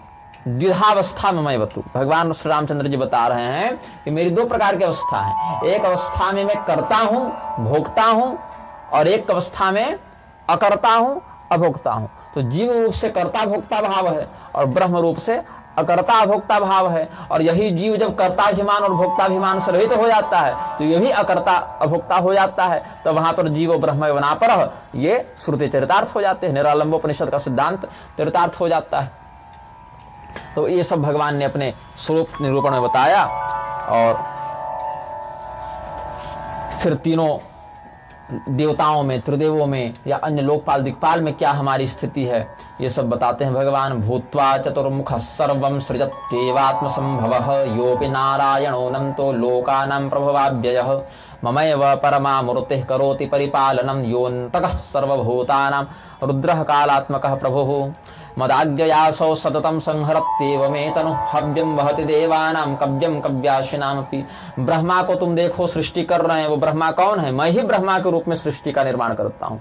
भगवान नारायण विश्व वैकुंठ में बैठकर पालन करते हैं, वो कौन है? मैं ही नारायण के रूप में पालन करता हूँ, ये राम जी बता रहे हैं। और अच्छा ये बात है कि जिस भी देवता की गीता आप पढ़े उसमें सभी देवताओं ने अपने आप को ब्रह्म रूप से ही व्याख्यायित किया। आप देवी गीता पढ़े तो वहां देवी जी कहते हैं यही सब बातें, वो डायलॉग रह जाता है, बोलने वाले रूप बदलते रहते हैं बस। कृष्ण भगवान अपनी श्रीमद् भगवद गीता में, कहीं आप गणेश पुराण में गणेश गीता देखें तो वहां पर भगवान गणेश ने राजा वरेण्य को यही कहा कि मैं परमात्मा हूं, मैं ही विष्णु, मैं ही रुद्र, मैं ही शिव के रूप में हूं। और शिव जी कहते हैं कि मैं ही ब्रह्मा, मैं ही विष्णु, मैं ही राम, मैं ही कृष्ण रूप में हूं। तो ये समझना चाहिए कि जब सारे लक्षण मिल रहे हों तो तत्व में अभेद समझना चाहिए। लैब टेस्टिंग कराते हैं, क्या ये सोना है, देखो ये क्या है, तो हाँ ये इसमें ये लक्षण मिल रहे हैं, ये स्वर्ण है, ये लक्षण मिल रहे हैं, ये रजत है, ये लक्षण नहीं मिल रहे हैं, ये मिलावटी है। तो लक्षण की साम्यता से तत्व की साम्यता हो जाती है। इसीलिए जिसका अथर्वशेष उठाइए, है ना, सब में कहते हैं कि वही है। तो इससे क्या सिद्ध होता है कि अलग अलग रूपों में आकर उस प्रकार का उपदेश व्यक्त करने वाला परमात्मा एक ही है, ये चरम सिद्धांत निर्णित होता है। तो मेरी ही परमा मूर्ति भगवान रुद्र हैं जो कालात्मा होकर संसार का विनाश करते हैं। मेरा ही एक रूप अग्नि के रूप माध्यम से होता है जो देवताओं के लिए हव्य और पितरों के लिए कव्य का वहन करता है। मेरा ही एक स्वरूप गार्हस्थाग्नि के रूप में अभिव्यक्त होता है जो भोजन बनाता है, रसोई में भी तो आग है। और मेरा ही एक रूप पेट में भी है जिसको जठराग्नि कहते हैं, जो हम लोग की मंद चल रही है अभी, क्योंकि वृंदावन का पानी बड़ा भारी है, लेकिन आप लोगों ने कल उत्तम जल ला कर दिया था तो वो पचाती है। तो वैश्वानर अग्नि भी मेरी ही आज्ञा से सारा कार्य कर रहे हैं। संपूर्ण जलों का जो आधार है वो वरुण देव हमारी इच्छा से ही सारा कार्य कर रहे हैं। और जल के माध्यम से अमृतत्व का अनुभव करता है व्यक्ति। जल को अमृत कहा गया शास्त्रों में, क्योंकि जल प्राणरक्षक तत्व है। इसीलिए चंद्रमा ने जो कार्य किया संसार में वो मेरी आज्ञा से किया। सोमः समन्योगेन चोदितः किल वर्तते यः स्वभासा जगत कृत्स्नम प्रकाशयति सर्वदा। ये जो सूर्य देव हैं जो ताप के माध्यम से जल का वाष्पीकरण करते हैं, अवशोषण करते हैं, फिर बारिश के माध्यम से उसको वापस लौटाते हैं, ये सब मेरी आज्ञा से हो रहा है। जो ब्रह्मा जी हैं मेरी आज्ञा से कार्य करते हैं। यमराज मेरी आज्ञा से दुष्टों को दंड देते हैं, सज्जनों को पुरस्कार देते हैं। यह प्रशास्ता साधु नाम वर्तते नियमादिह यमो वैवस्वतो देवो देव देव नियोगतः। जो कुबेर जी हैं वो धन के अध्यक्ष हैं, धन का नियंत्रण करते हैं, धन के विभाग को देखते हैं, मेरी आज्ञा से करते हैं। जो राक्षसों के राजा निरृति हैं वो भी अपने उपासकों को, जैसे मूल नक्षत्र के लोग निरृति की उपासना करते हैं तो और दिक्पाल मंडल में उनकी पूजा होती है। निरृति जो है वो प्रेत पर आरूढ़ होते हैं, खड्ग हाथ में लेते हैं, नैऋत्य दिशा के स्वामी हैं। ये नैऋत्य दिशा है, जहां तक हमको लगा पूरब है ना ये, तो हाँ ये पूरब है, तो ये नैऋत्य दिशा हो गई। तो नैऋत्य कोण के दिक्पाल निरृति मेरी आज्ञा से ही भूत प्रेत बेताल राक्षस इत्यादि के आराधकों को उनकी तपस्या का फल प्रदान करते हैं। और मेरे भक्तों में सर्वश्रेष्ठ भक्त हैं ईशान, भगवान शिव के एक स्वरूप हैं। ईशान सर्वभक्तानां सोपतिष्ठन् ममाज्ञया। उन्हीं को वामदेव अंगिरस ये सब रुद्रगणों का अधिष्ठाता बताया गया है, जो समस्त योगियों की रक्षा करते हैं और समस्त विघ्नों का निवारण करते हैं और विघ्नों को प्रदान भी करते हैं। विलोक विघ्ने सब विधिम तदेश्वरो। जो समुद्र मंथन से पहले जो मंदराचल डूब रहा है तो भगवान कहते हैं गणेश जी लगता है गड़बड़ कर रहे हैं, काम बिगाड़ रहे हैं यहाँ पर।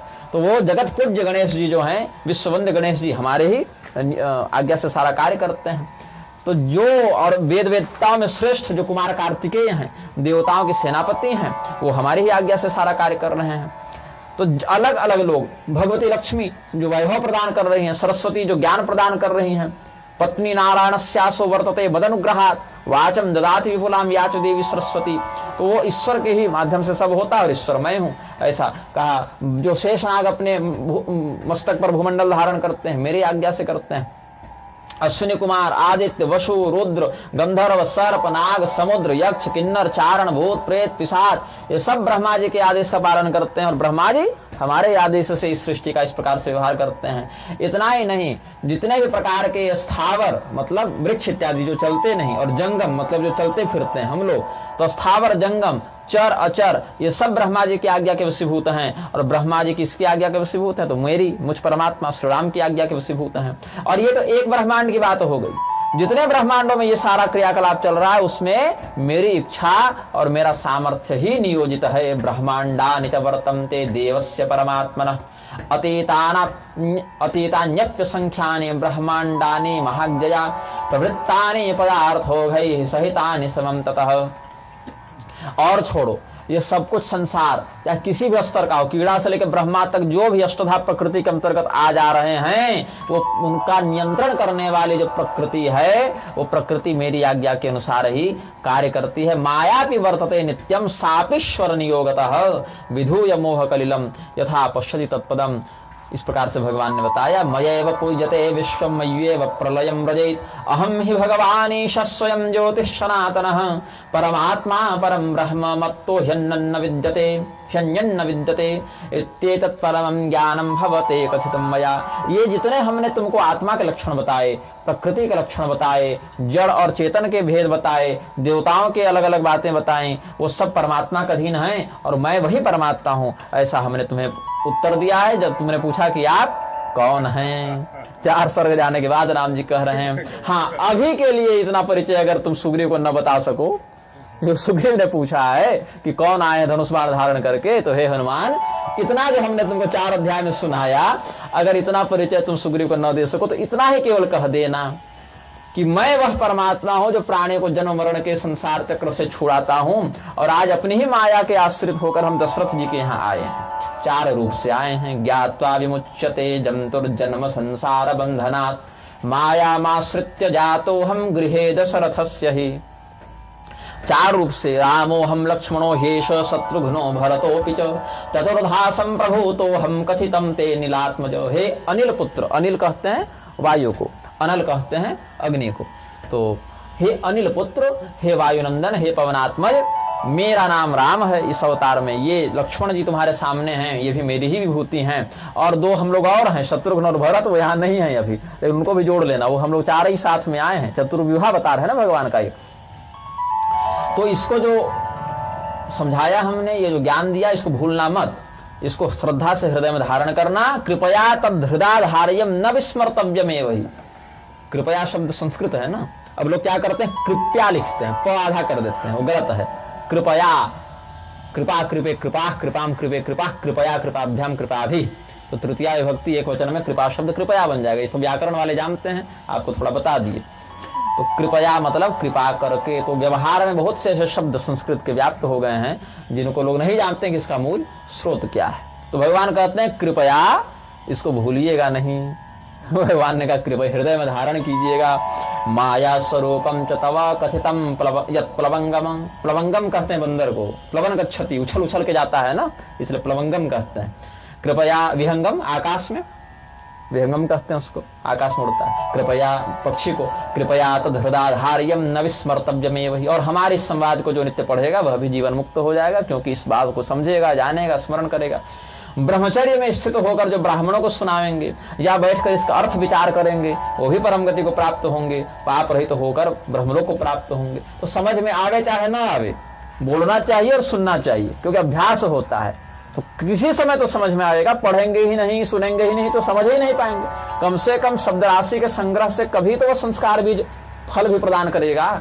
इसीलिए प्रयत्न पूर्वक विद्वानों को चाहिए कि थोड़ा ही समझ में आवे, कम ही समझ में आवे, लेकिन पढ़ते रहना चाहिए, सुनते रहना चाहिए, अभ्यास करते रहना चाहिए, संस्कार बनते रहना चाहिए। इससे वो विषय धीरे धीरे समझ में आएगा। क्योंकि ऐसे भी बहुनाम जन्मनाम अंते ज्ञानवान माम प्रपद्यते। तो ज्ञानवान बनेगा कब? जब बहुनाम जन्मनाम की यात्रा जो पूरी होगी तब। तो तस्मात् सर्व प्रयत्नेन पठितव्यो मनीषिभिः श्रोतव्यश्चापि मंतव्यो विशेषाद ब्राह्मण ही सदा। ब्राह्मणों को तो विशेष करके इसका अनुसरण करना चाहिए, क्योंकि भोग विलास के लिए अन्य शरीर तो मिले ही थे। अब ब्राह्मण का शरीर तो ब्राह्मण से ही देह क्षुद्र कामाय नेष्यते, तो भोग विलास करके बिता देंगे तो वो तो क्षत्रिय वैश्य शूद्र या किंवा कहें तो पशु पक्षी भी कर ले रहे हैं। लेकिन ब्राह्मण को विशेष करके इस ज्ञान का अभ्यास करना चाहिए जिससे उसका उद्धार हो जाए। तो हनुमान जी ने जब ये परिचय सुना तो पहले हृदयस्थ ओंकार स्वरूपी परमात्मा को प्रणाम किया। ध्यात्वा हृदयस्थम प्रणिपत्य मूर्धना बद्धांजलिर्वायुसुतो महात्मा ओंकारमुच्चार्य विलोक्य देव मंतः शरीरे निहितं गुहायाम् रामं महात्मानमकुण्ठ शक्तिं सनन्दमुख्यस्तुतमप्रमेयं पुष्टावच ब्रह्ममयर्वचोभिरानन्दपूर्णायितमानसः सन्। आनंदपूर्ण स्थिति से हनुमान जी ने जिन भावों से सनकादि महर्षि स्तुति किया करते हैं उन्हीं भावों का स्मरण करके भगवान की बहुत सुंदर स्तुति की है। तो स्तुति में यही कहा है जो हमने इतना उपदेश श्री राम जी के माध्यम से व्यक्त किया। भगवान ने अपना जो परिचय दिया है, अपना महत्व बताया, वही बातें कि आप ऐसे हैं, आप ऐसे हैं, आप ऐसे हैं, आपकी कृपा से, आपकी इच्छा से प्रकृति ऐसा कर दी, वो सब वही सब बातें हैं, आप ही से सब बने हैं। त्वत्तः प्रसूता जगतः प्रसूतिः सर्वात्म सृष्टिः परमाणुभूतः अणोरणीयात्महतो महीयास्त्वामेव सर्वे प्रवदन्ति सन्तः।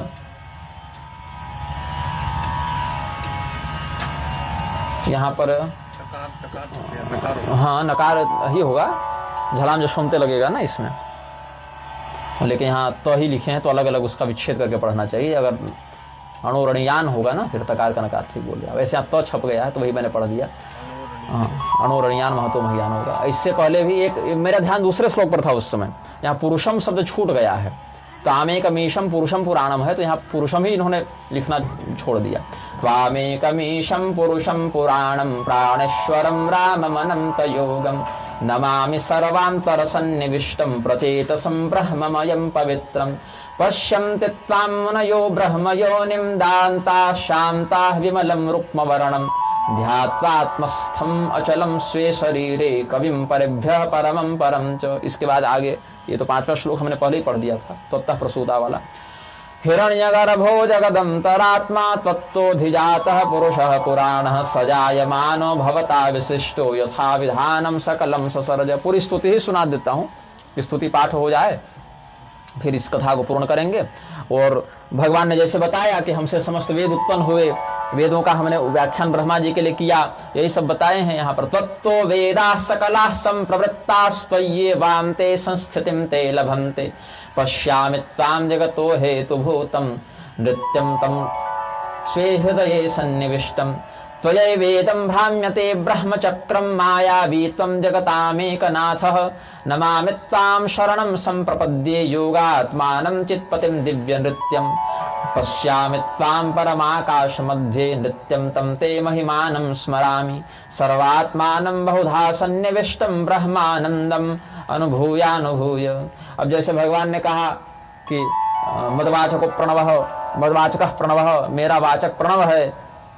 भगवान का जो बीज है वह ब्रह्म बीज ओंकार को कहा गया है। और ओमित्येकाक्षरम ब्रह्म, एक अक्षर में अगर परमात्मा को जानना है तो प्रणव का आश्रय लेना चाहिए। इसलिए सन्यासी लोग ओंकार का जप करते हैं अधिकारी भेद से, यतीनाम प्रणवे रत्ति। और वही ओंकार जो है वह भगवान नाम में विस्तृत है, राम कृष्ण इत्यादि नामों में वही ओंकार तत्व व्याप्त है। इसलिए जो प्रणवाधिकारी नहीं है वो राम कृष्ण इत्यादि का भी प्रयोग करें तो वही फल है, वही परमात्मा उससे वाचित होते हैं।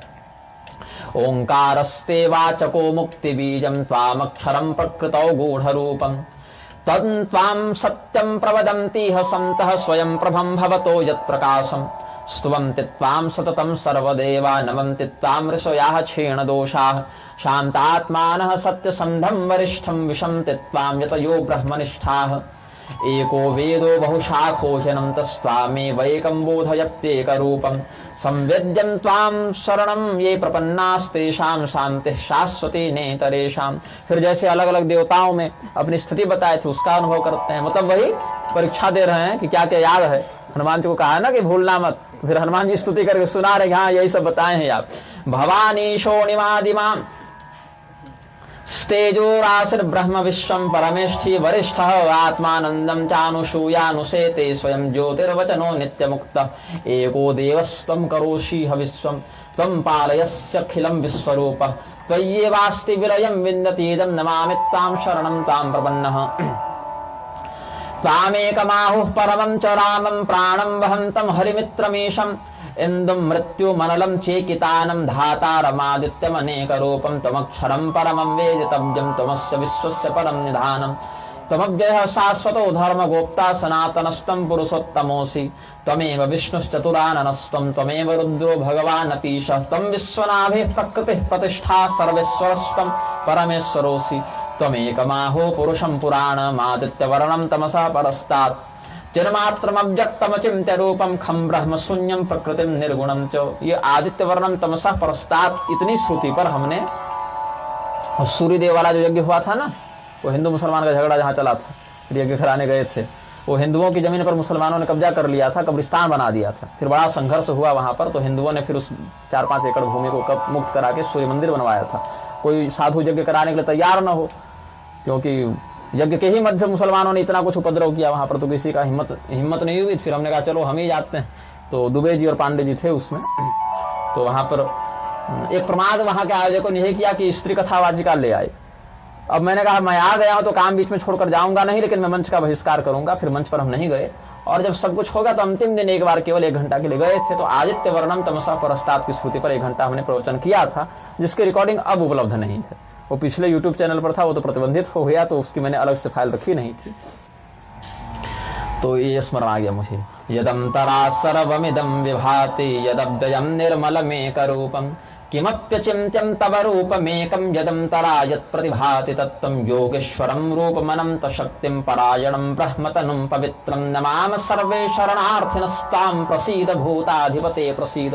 विश्वरूप दिखाया है राम जी ने यहाँ पर ना, वो ज्ञान बताते गए तो दिखता भी तो गया हनुमान जी को, ऐसा ऐसा ऐसा ऐसा इनका महत्व है। वही देखकर इसीलिए जो अर्जुन ने स्तुति की है, कुछ कुछ स्थाने ऋषिकेश सत्व प्रकृत्या से लेकर आगे के प्रकरणों में जो भाव है, वही भाव हनुमान जी ने यहाँ भी व्यक्त किया है। त्वत्पाद पद्म स्मरणाद शेषम संसार बीजम विलयम प्रयाते मनो नियम्य प्रणिधाय कायम प्रसादयाम्येकर संभवंतम। वहां प्रसादेतम हम इस मीडियम का है ना, तस्मात् प्रणम्य प्रणिधाय कायम, यहाँ मनो नियम्य प्रणिधाय कायम। नमोस्तु रामाय भवोद्भवाय कालाय सर्वेकहराय तुभ्यं नमोस्तु रामाय कपर्दिने ते नमोऽग्नये दर्शय रूपमग्र्यम्। ततः स भगवान् रामो लक्ष्मणेन सह प्रभुः संहृत्य परमं रूपं प्रकृतिस्थो भवत् स्वयं। जब हनुमान जी ने इस प्रकार से अलग अलग भावों से ब्रह्म रूपी श्री रामचंद्र जी की स्तुति की है, तो अपने विश्व रूप को छिपाया भगवान ने, अपने फिर लीला रूप में आ गए, जिस रूप में स्थित थे वही धनुष बाण और वलकल वस्त्र जटाजूट ये सब में आ गए। और स्तुति को सुनकर फिर कहा कि ये जो तुमने स्तुति की है, जो अद्भुत रामायण का 15वां सर्ग है, वहां पर ये स्तुति वर्णित है, तो उससे जो हमारी स्तुति करेंगे वो भी परम गति को प्राप्त होंगे। स्तोष्यन्ति ये नया स्तुत्या ते यास्यन्ति पराम गतिम स्थिरो भव हनुमस्तम कार्यमोपायिकम करो। अब जो करने आए हो सो करो। अब हम लोग का परिचय तो हो गया, अब आगे क्या करना है। तो श्री रामचंद्र जी ने हनुमान जी को कहा कि रक्षसा में हृता भार्या रावणे न दुरात्मना। अरे बड़ा दुरात्मा राक्षस है रावण, उसने हमारी पत्नी का अपहरण कर लिया, सीता का हरण कर लिया। तो ऐसा करो, तुम्हारे राजा से हमारी मित्रता करा दो।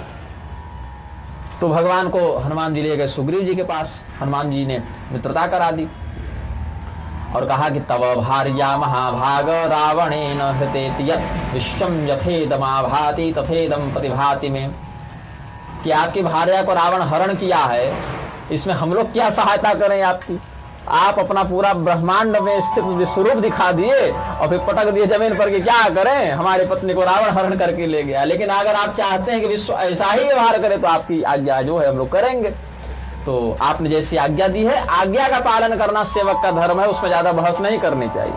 नहीं तो हम कह सकते थे कि आप क्या कर रहे हैं ये सब, लेकिन आप स्वामी हैं, हम सेवक हैं, तो आप जैसा करवा ले वैसा हम कर दें सेवा। तथापि प्रभुनादिष्टम कार्य में वही किंकर है इत्युक्त्वा हनुमान स्तूर्णम प्रसन्नेनांतरात्मना।